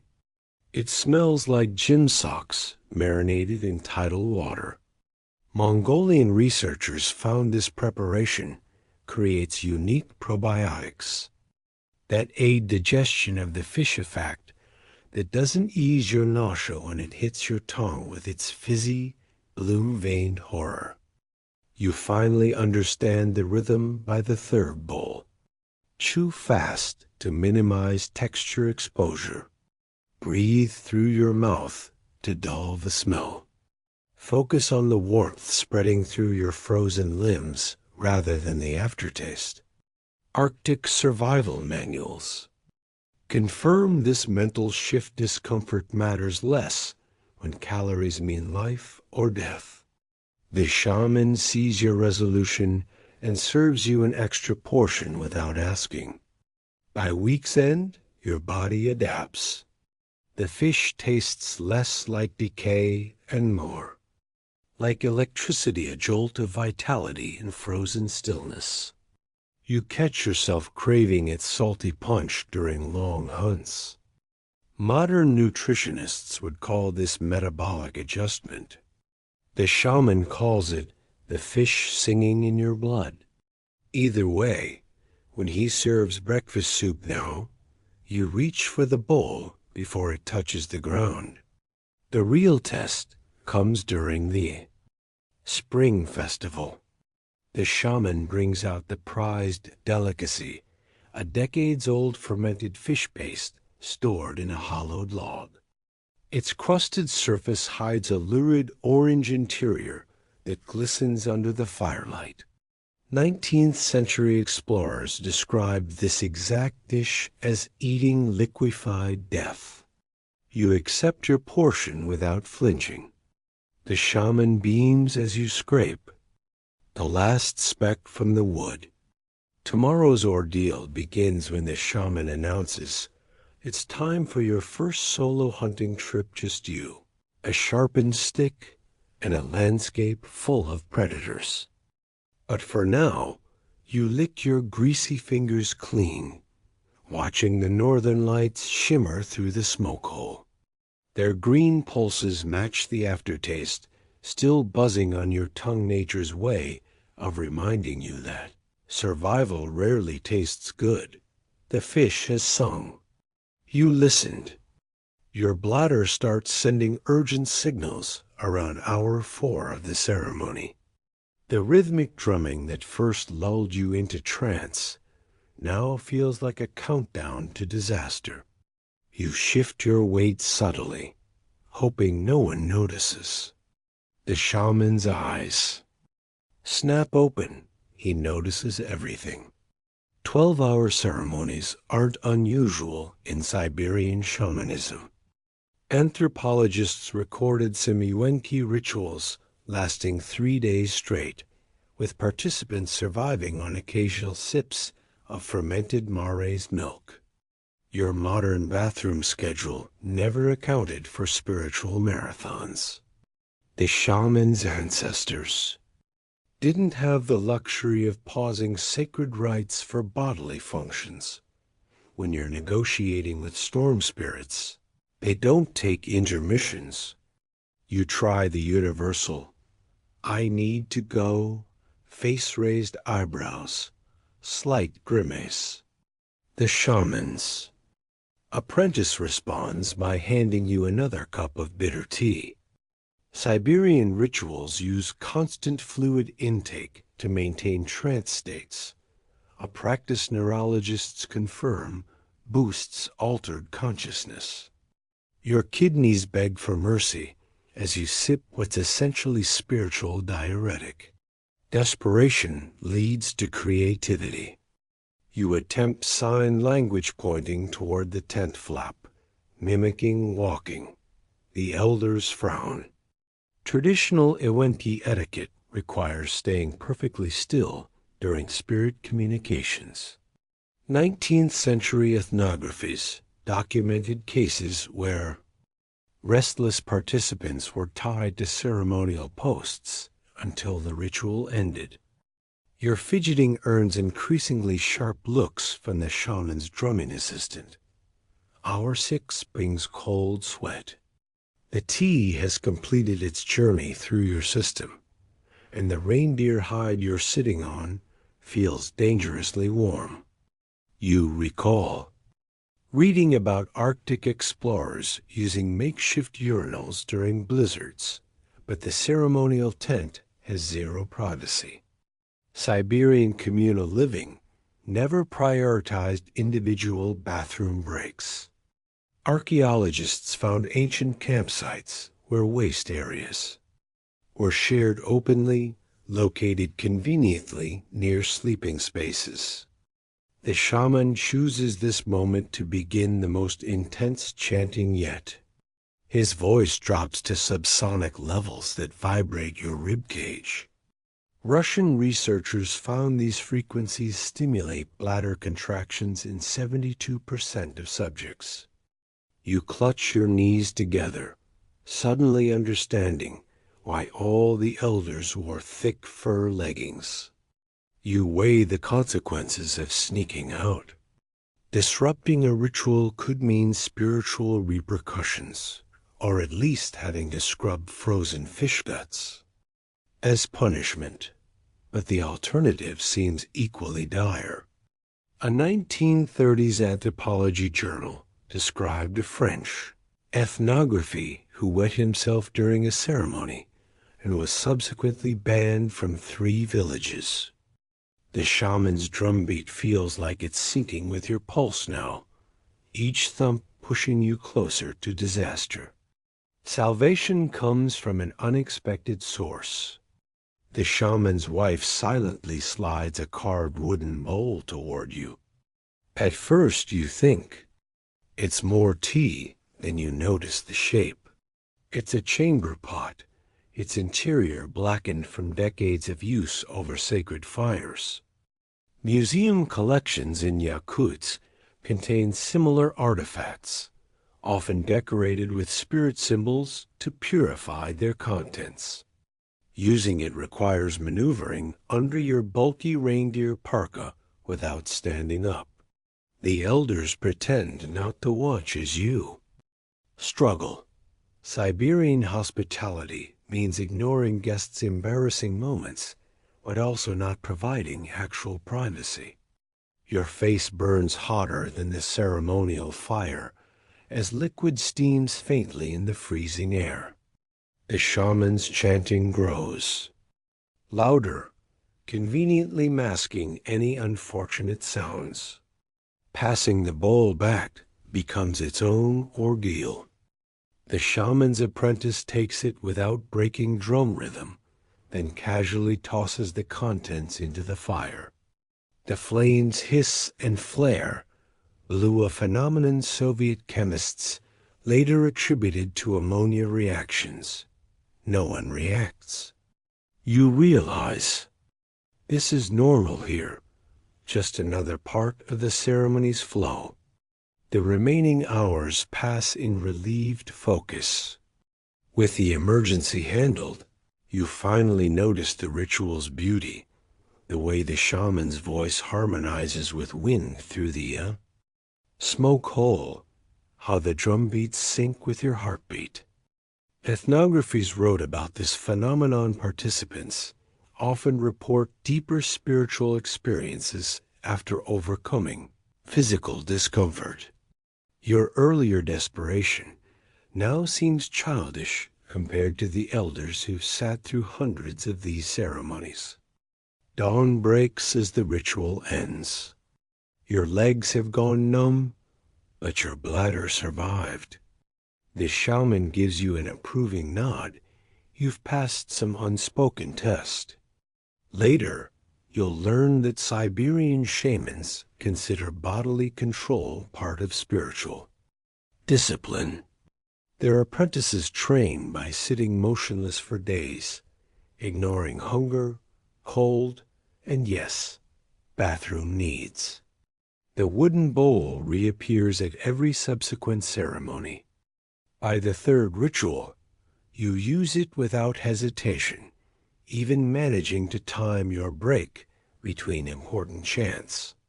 The shaman's wife shows you how to position it discreetly under your parka. You become adept at passing it to the apprentice during loud drum sequences. It's not glamorous, but neither is freezing to death because you stepped outside during a blizzard. You eventually ask why they don't just build an outhouse. The shaman laugh spirits don't wait for bathroom breaks.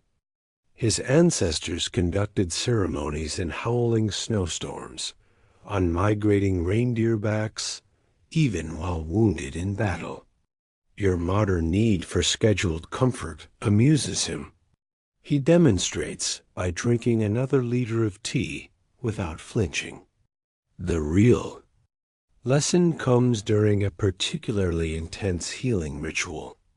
You watch the shaman chant for 9 straight hours, his own bodily needs forgotten in trance. Sweat soaks his ceremonial robes, but he doesn't pause. Later, you'll learn shamans train their bodies to slow kidney function during ceremonies. Trick yogis would recognize that wooden bowl wasn't just convenience. It was compassion for the uninitiated. By season's end, you develop your own pre-ceremony routine limited liquids, strategic parka adjustments, that special sitting position the elders taught you. The first time you make it through a full ritual without needing the bowl, the shaman gifts you a carved amulet shaped like a bladder. It's both joke and badge of honor. Tomorrow's challenge involves learning ancient curse words from a very enthusiastic elder.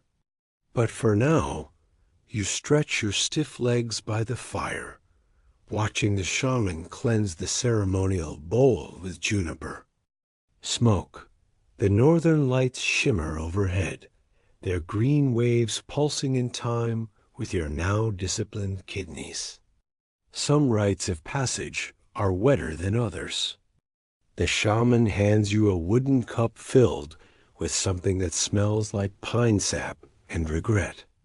This isn't the meditation app enlightenment you signed up for. Siberian vision quests don't come with guided audio tracks or comfort breaks. Liquid burns going down, leaving a numbness that spreads to your temples. The shaman watches your pupils dilate with clinical interest. He's done this before. Your preparation involves 3 days of isolation in a birch bark hut barely taller than a doghouse. No food, just occasional sips of fermented reindeer, milk that tastes like battery acid. Researchers at Yakutsk University found this combination of fasting and probiotics induces altered states by disrupting normal gut-brain signals. Your stomach growls while the shaman explains you'll be meeting your spirit animals, a process less cute than it sounds when those animals might include Ice Age predators. The drum starts at dusk. The shaman's rhythms sync with your slowing heartbeat, a technique neurologists confirm can shift consciousness at 4 to 7 beats per second. Your vision blurs at the edges first. The reindeer hides lining the hut seem to breathe independently. Siberian shamans used these precise acoustics for centuries. Your brain's theta waves don't care that you downloaded a meditation app last week. When the visions come, they're not gentle. A 6-legged bear with too many eyes licks your face with a tongue that smells like rotting fish. It's not symbolic, it's visceral. Anthropologists recorded similar accounts from 19th century questers, always predators, always uncomfortably intimate. The shaman later explains this is how the tundra tests seekers, by amplifying fears into physical forms. Your scream comes out as a whimper the T, paralyzed your vocal cords. Time loses meaning. You might have been in the hut 3 hours or 3 days. The shaman's occasional checks blur with hallucinations. At one point, he's both feeding you snow and simultaneously a crow pecking at your fingers. Arctic researchers found this temporal distortion common in sensory deprivation conditions combined with rhythmic stimulation. Your Fitbit dies in the cold, leaving you no way to measure anything but hunger and terror. The breaking point arrives. As a talking glacier, it lectures you in clicks and groans about your failed relationships, while icicles form in your hair. Siberian oral traditions are full of such animate landscapes. The shaman nods when you describe it later. He'd been expecting this. Your modern spirituality never prepared you for geography that judges your life choices. Dawn brings no relief. The shaman drags you outside to face the rising sun, your pupils contracting painfully. He's holding what looks like a dead marmot. Your breakfast turns out to be its eyeballs, rich in vitamin A to counteract night blindness from the rituals. Nutrition studies confirm Arctic peoples use this exact remedy for vision recovery. The popping texture makes you gag, but the shaman insists spiritual sight requires physical sight first. Integration takes weeks. The shaman has you draw your visions in charcoal on birch bark, then reinterpret them daily. At first, they're just chaotic scribbles. Then patterns emerge. The six-legged bear was your avoidance of conflict, the glacier your fear of aging. Psychologists studying shamanic practices found this structured reflection helps anchor chaotic experiences into usable insights. Your notebook fills with corrections from the shaman, who keeps pointing out details you missed, like how the bear's third set of eyes were actually your grandmother's. The real test comes during a blizzard. The shaman sends you out alone to listen for messages. Without the ritual tea, the visions stay muted, just wind and stinging snow. Then you hear it, the same clicking language from the glacier vision. It's just ice cracking off trees. Probably, but the shaman smiles when you describe it later. He'd been hoping you'd recognize the call. Secrecy matters. The shaman warns against sharing certain visions with outsiders. Ethnographies documented this across Siberia. Some insights are too powerful or too fragile for casual ears. You learn to edit your stories carefully, keeping the bear's advice about your career to yourself, while sharing its weather predictions with the village.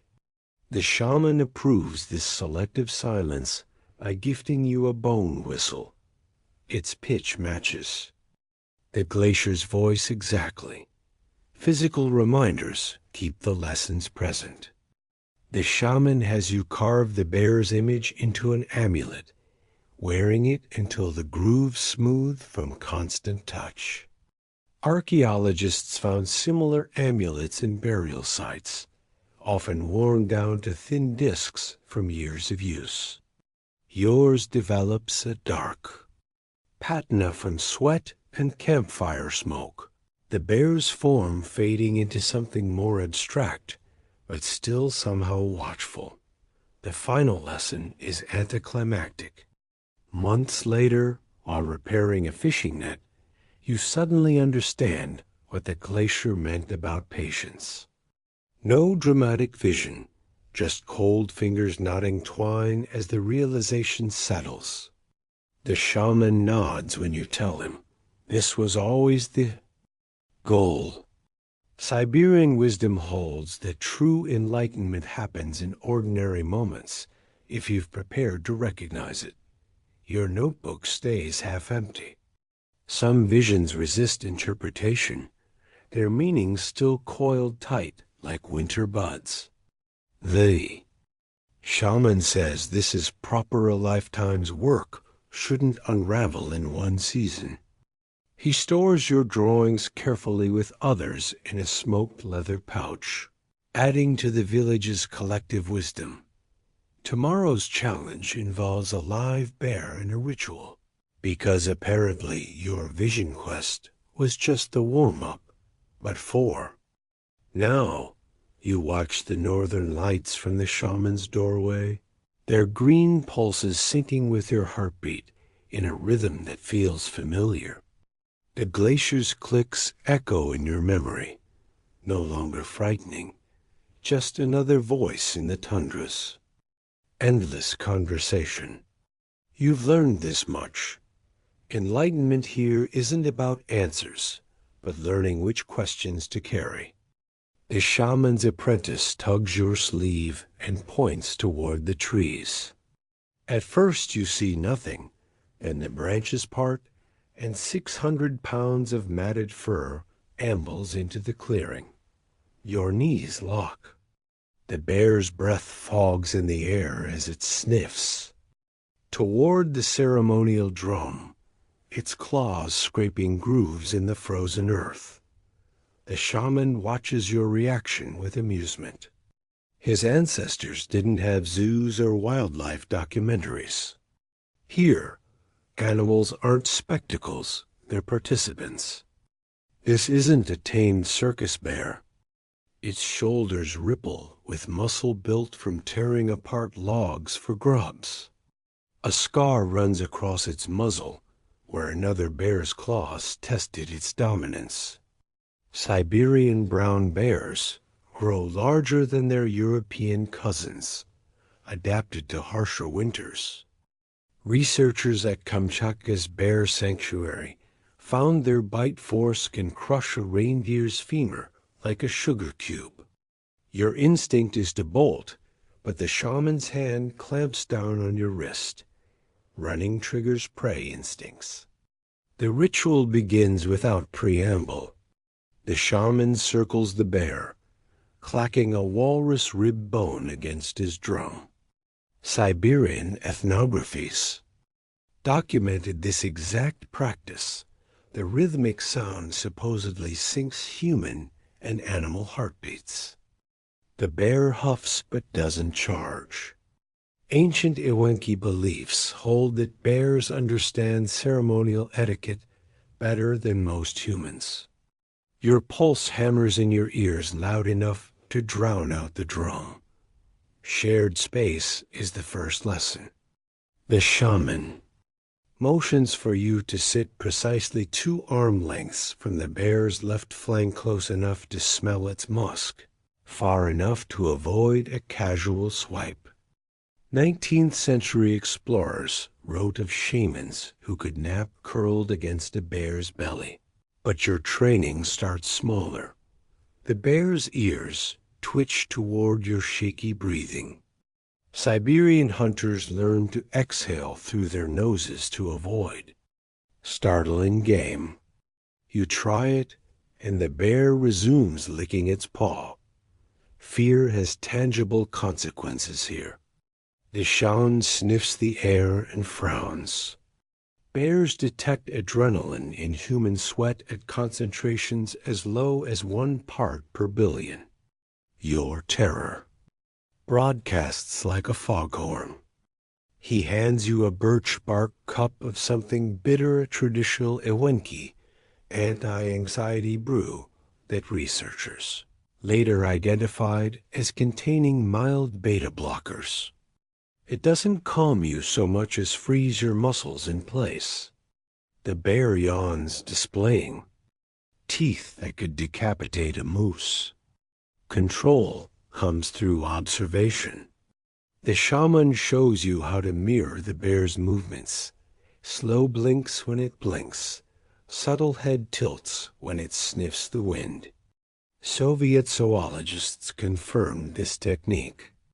Reduces aggressive responses in wild bears. Your first attempt earns a warning growl when you move too fast. The shaman demonstrates again, his muscles moving with exaggerated slowness. By your 3rd try, the bear huffs and looks away, the ursine equivalent of bored acceptance. Names. Hold power. The shaman whispers the bear's ceremonial title, one who walks on frozen rivers. Directly calling it bear is disrespectful, like referring to a shaman as just a medicine man. Museum archives in Yakutsk contain scrolls listing Hundreds of bear euphemisms used in rituals. Forest grandfather, honey-pawed one, even berry accountant. Your clumsy attempt at the proper name makes the bear snort. The shaman corrects your pronunciation, while his apprentice quietly moves the ceremonial knives further from the animal's reach. The ritual progresses. The shaman begins chanting, his voice dropping into frequencies that vibrate your sternum. The bear stills, its massive head cocked. Bioacoustic studies from Tomsk University found Siberian chants often use harmonics that resonate with animal ear structures. You watch in disbelief as the beast lies down, its breath slowing. The shaman gestures for you to approach. 3 shuffling. Steps feel like crossing a canyon. Contact happens gradually. First, the shaman places his bare hand on the bear's flank, directly over a healed wound. He motions for you to do the same. The fur is coarser than you expected, thick guard hairs covering dense undercoat. Your fingers brush a patch of scar tissue rough, ridged skin that tells stories of battles with wolves and rival bears. The animal rumbles, but doesn't protest. 19th century fur traders wrote of Ewenki hunters who could diagnose illnesses by feeling a bear's fur texture. By sunset, you're handing the bear chunks of frozen fish from a ceremonial bowl. Each offering comes with a specific phrase half greeting, half prayer. The shaman demonstrates the wrist flick motion that keeps fingers intact. Siberian archaeologists found 3,000-year-old petroglyphs showing identical feeding postures. Your first attempt nearly earns a snapped wrist, but by the 10th piece, the bear takes the fish gently, its warm tongue brushing your knuckles. The bear's role in the ritual becomes clear. As night falls, it lumbers to the center of the clearing, allowing the shaman to circle it with smoking juniper branches. The animal participates with eerie awareness, turning when needed, growling at precise moments. Ethnographies documented similar bear rituals where the animal seemed to understand its ceremonial significance. Your skepticism wars with the evidence in front of you. Fear transforms into something stranger. Watching the shaman press his forehead against the bear's while whispering an invocation, you realize their relationship defies modern categories. This isn't domestication or dominance, it's mutual recognition. The bear could kill everyone here, but chooses not to. Russian wildlife biologists recently confirmed what shamans always claimed. Siberian bears exhibit significantly less aggression toward humans who follow traditional protocols. Morning finds you exhausted but alive. The bear departed at dawn, leaving behind paw prints deeper than your boot treads. The shaman hands you a claw mark, not a trophy, but a lesson.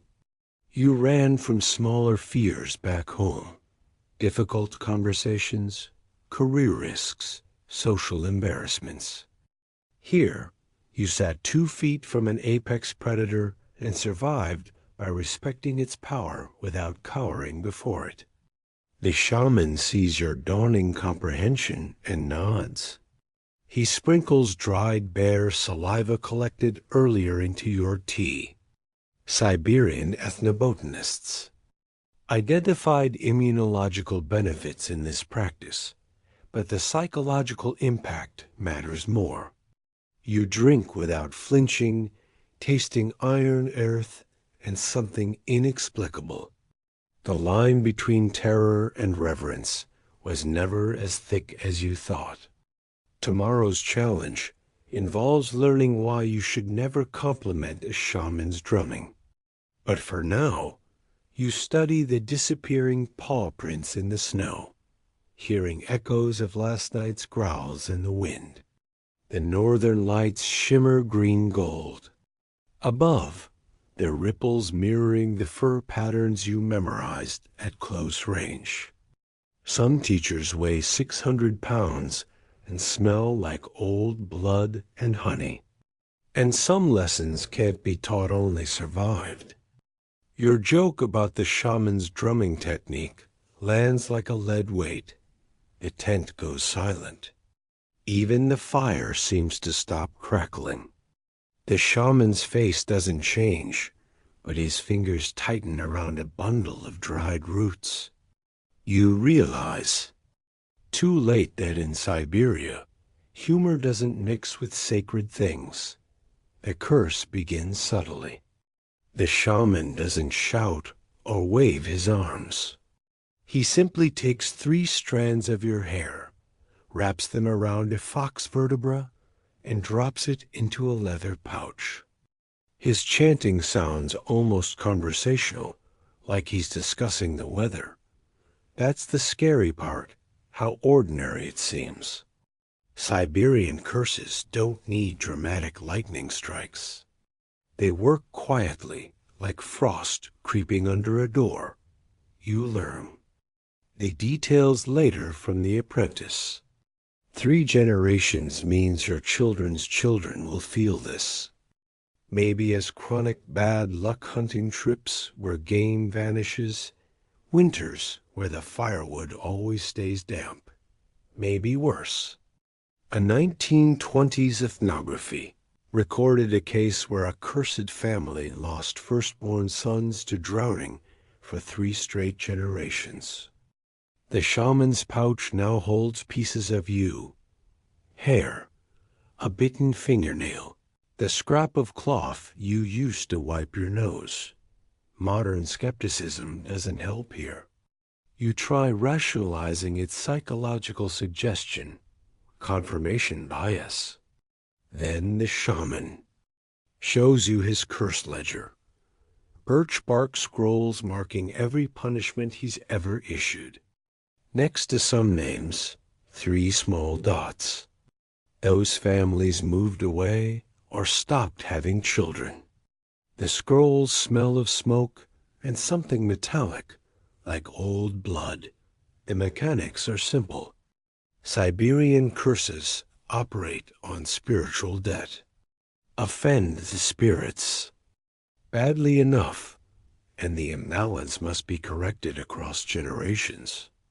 Anthropologists found similar beliefs in Mongolia, where families would sometimes borrow luck from descendants to survive immediate crises. Your joke wasn't just rude. It disrupted ceremonies meant to keep the entire village safe. The shaman's curse isn't cruelty. It's rebalancing. Appeasement might work. The shaman suggests an offering: your left boot, your metal water flask, and 7 days of gathering the blue moss that grows near wolf dens. These aren't random demands. Each item represents something: the boot for grounding your disrespect, the flask for containing your carelessness, the wolf moss because gathering it might teach you caution. Soviet researchers documented how such compensation rituals often involved disproportionate effort to the original offense. A curse manifests faster than expected. That night, your sleeping hide develops an inexplicable damp spot no fire can dry. And next morning, your best knife snaps while cutting soft cheese. These could be coincidences, except the shaman predicted them.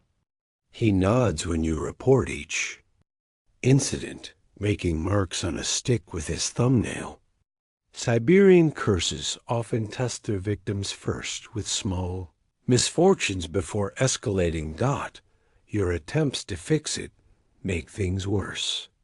You offer extra firewood, but the logs spit embers that burn. Your parka. You try complimenting the shaman's ceremonial garb, and a bead pops off his coat, vanishing into the snow. Iwenki traditions hold that forced apologies anger spirits further. The shaman watches your fumbling efforts with something close to pity. The turning point comes when you stop trying to negotiate. Instead, you ask the apprentice how curses were traditionally lifted. The answer involves three things: full admission of wrongdoing, a gift the shaman can't refuse, and a demonstration of changed behavior. No shortcuts, no loopholes. Anthropological records show this pattern across Siberia. Curses were justice, not extortion. Your confession happens at dawn. You list every misstep: the Wi-Fi question, the bathroom complaints, the drumming joke. The shaman listens while repairing a fishing net, his fingers never pausing. When you finish, he simply points to a pile of frozen fish that needs gutting. Siberian justice prefers actions over words. You work silently, careful not to waste a single organ: the liver for medicine, the eyes for soup, the bladder for storing oil. The gift takes planning. You spend nights carving a replacement drumstick from sacred larch wood, following the exact measurements of the shaman's favorite. Traditional Ewenki gifts must show intimate understanding of the recipient's needs. Your first three attempts split along the grain, but the fourth passes inspection. The shaman tests its balance, then sets it aside without comment. Changed behavior is hardest. It means suppressing every modern instinct to question, joke, or rush. When the shaman spends 4 hours chanting at a sick child, you don't check the time. When he interprets bird calls as weather signs, you don't smirk. Siberian curses linger not because spirits are cruel, but because old habits die hard. The shaman watches your restraint with grudging approval. The curse lives quietly. One morning, the shaman tosses his pouch into the fire. A hair and bone. Inside crackle briefly, then vanish. No ceremony, no speech. Later, you notice your boots stay dry all day. The apprentice explains that 3-generation curses can shorten if the offender shows true reform. Your children might still feel echoes, a strange aversion to drumming. Perhaps, but the worst is over. The lesson sticks deeper than the fear. Modern life teaches consequences that end with the individual. Siberian spirituality insists where? Links in a longer chain? Your actions here ripple through people who don't exist yet, in ways you can't predict. The shaman doesn't care about your guilt. He cares that you finally understand responsibility that spans decades. Tomorrow's challenge involves the shaman's final warning, delivered when he thinks you're ready to hear it. But for now, you watch the fire consume the last traces of the curse pouch. The northern lights shimmer green through the smoke hole, their patterns shifting like a family tree being rewritten. Some debts take generations to incur and generations to repay. The shaman's justice is slow, but thorough. You finally think you understand the rules. You've survived fermented fish, cursed 3 generations, and sat calmly beside a wild bear. Then the shaman looks up from his drum and says, "Now you're ready for the warning." His tone suggests this isn't advice, it's a verdict. The warning comes wrapped in ordinary moments. First, while you're repairing a fishing net, the shaman mentions that touching a ceremonial knife at dawn brings misfortune. Later, as you gather firewood, he adds that whistling indoors after sunset summons hungry spirits. These aren't casual tips. They're laws carved into Siberian survival by generations of dead nomads. Soviet ethnographies recorded shamans delivering similar warnings in the 1930s, always when the listener assumed they'd mastered everything. The timing matters. Your guard is down. Maybe you've even started feeling proud of your progress, your decent hide-scraping skills, your semi-accurate fish gutting technique. The shaman waits for this exact moment when modern confidence starts creeping back in. Research from the Arctic Anthropology Institute shows Siberian shamans traditionally gave final warnings during transitional periods, often right before students' first solo ceremony. There's no dramatic preamble. The shaman simply stops mending his boot in the middle of pulling a stitch and stares at your hands. You still hold the knife like a city person, he says. This isn't about grip angles. It's about your entire approach to learning. 19th century. Explorer accounts describe similar critiques always, pinpointing some small but fundamental flaw the student had missed. The details unsettle you most. A shaman references mistakes you made weeks ago, the time you stepped over a drum, the morning you forgot to bless the tea leaves. His memory isn't perfect, it's curated. He's been waiting to connect these dots into one final lesson. Museum. Archives in Kizil contain shamanic scrolls showing this exact teaching method, isolated incidents recorded, then revealed as part of a larger pattern when the student is ready. Your instinct is to argue. Modern education taught you that feedback comes with suggestions for improvement. The shaman offers none. His warning simply hangs in the air like wood smoke, sharp, visible, impossible to ignore. Early 20th century anthropologists noted Siberian shamans rarely explained how to correct faults. Figuring that out was considered part of the lesson. The physical objects drive it home. The shaman empties a leather pouch between you, a bent fishhook from your first feeble attempt at ice fishing, the charred remains of a biscuit you burned during watch duty, the frayed cord from your failed attempt at a snare. These aren't souvenirs. They're evidence. Each represents a moment when you prioritized speed over precision, convenience over tradition. There's a birch bark scroll at the bottom of the pile. Unrolled, it shows crude sketches of your major failures, the Wi-Fi question, as a stick figure. Holding a glowing rectangle, the bathroom complaints symbolized by a person crouching over a pit complaining. The shaman's been documenting everything.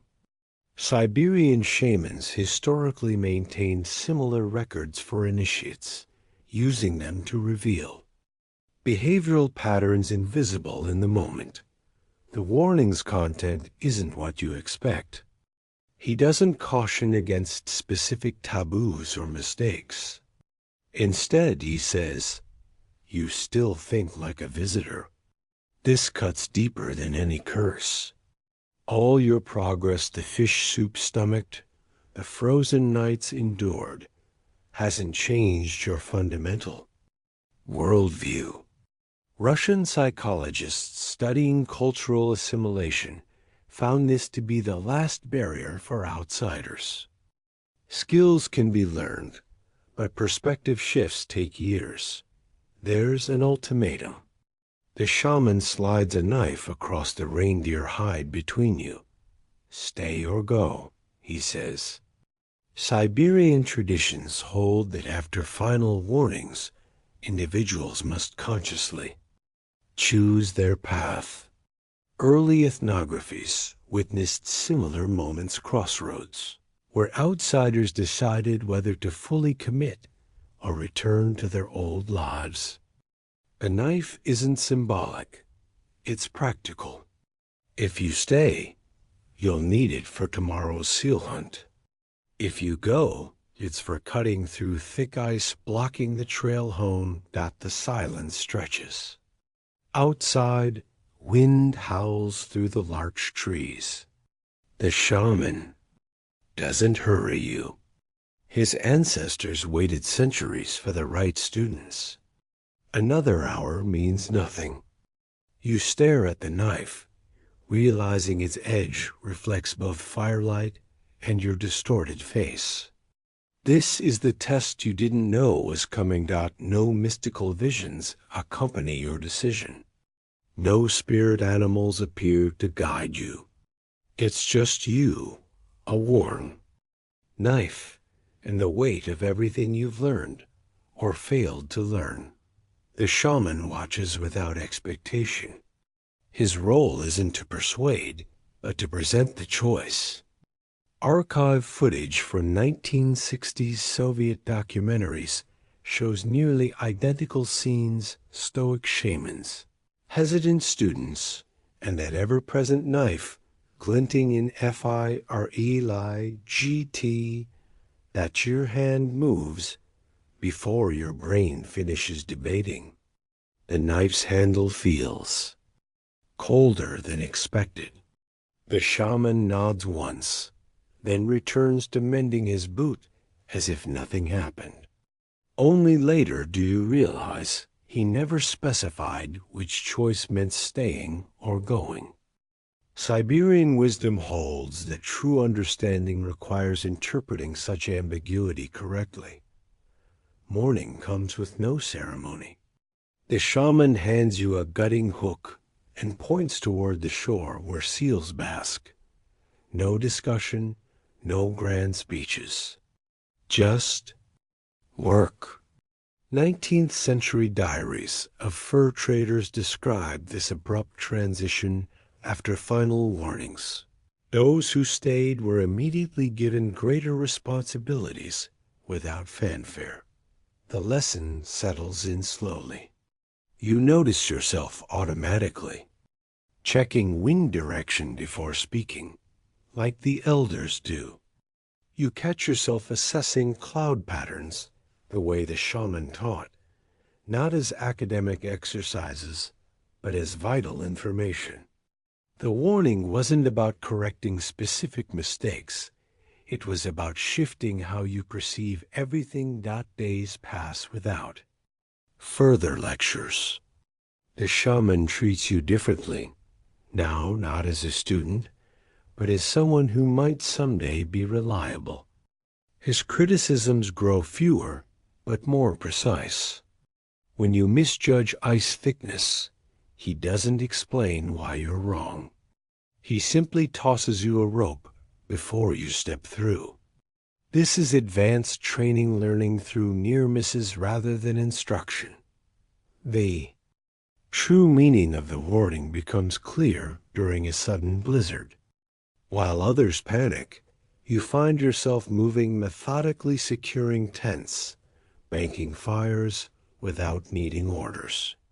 The shaman watches silently from where he's calmly repairing a snowshoe. Your actions aren't perfect, but they're no longer those of an oblivious outsider. Looking back, you realize the warning contained everything essential, not in its words, but in its timing and delivery. Siberian shamanism has always been about learning through experience rather than explanation. The knife, the artifacts, the silent expectation, these were never about threats, but about revealing a simple truth. Real understanding requires surrender, not just attendance. Tonight, as you prepare your sleeping area without needing correction, the shaman tosses you an extra reindeer hide. No comment, no praise. Just practical warmth for tomorrow's challenges. Outside, the northern lights shimmer green-white, their reflections dancing across the knife, now sheathed at your belt, both tool and reminder. Some warnings are given once, but echoed constantly in every action that follows. Tomorrow begins. Without ceremony or fanfare, the shaman simply nods toward the mountains, where cloud patterns suggest a storm brewing. Your old life had warnings in bold text and flashing lights.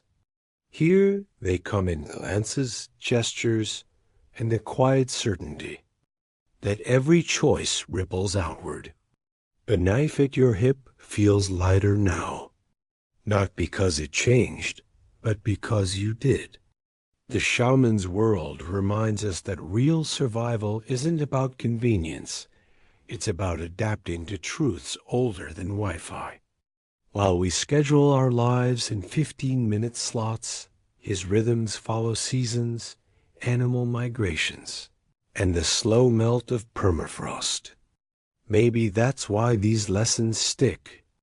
They're written in frozen fish and bear encounters, not push notifications. If this glimpse into Siberian survival made your heated home feel extra cozy tonight, consider subscribing. Let me know in the comments what forgotten wisdom should we explore next. Now dim those lights, let the shaman's drumming fade, and ease back into modern life. Just watch where you step. The ground's softer here,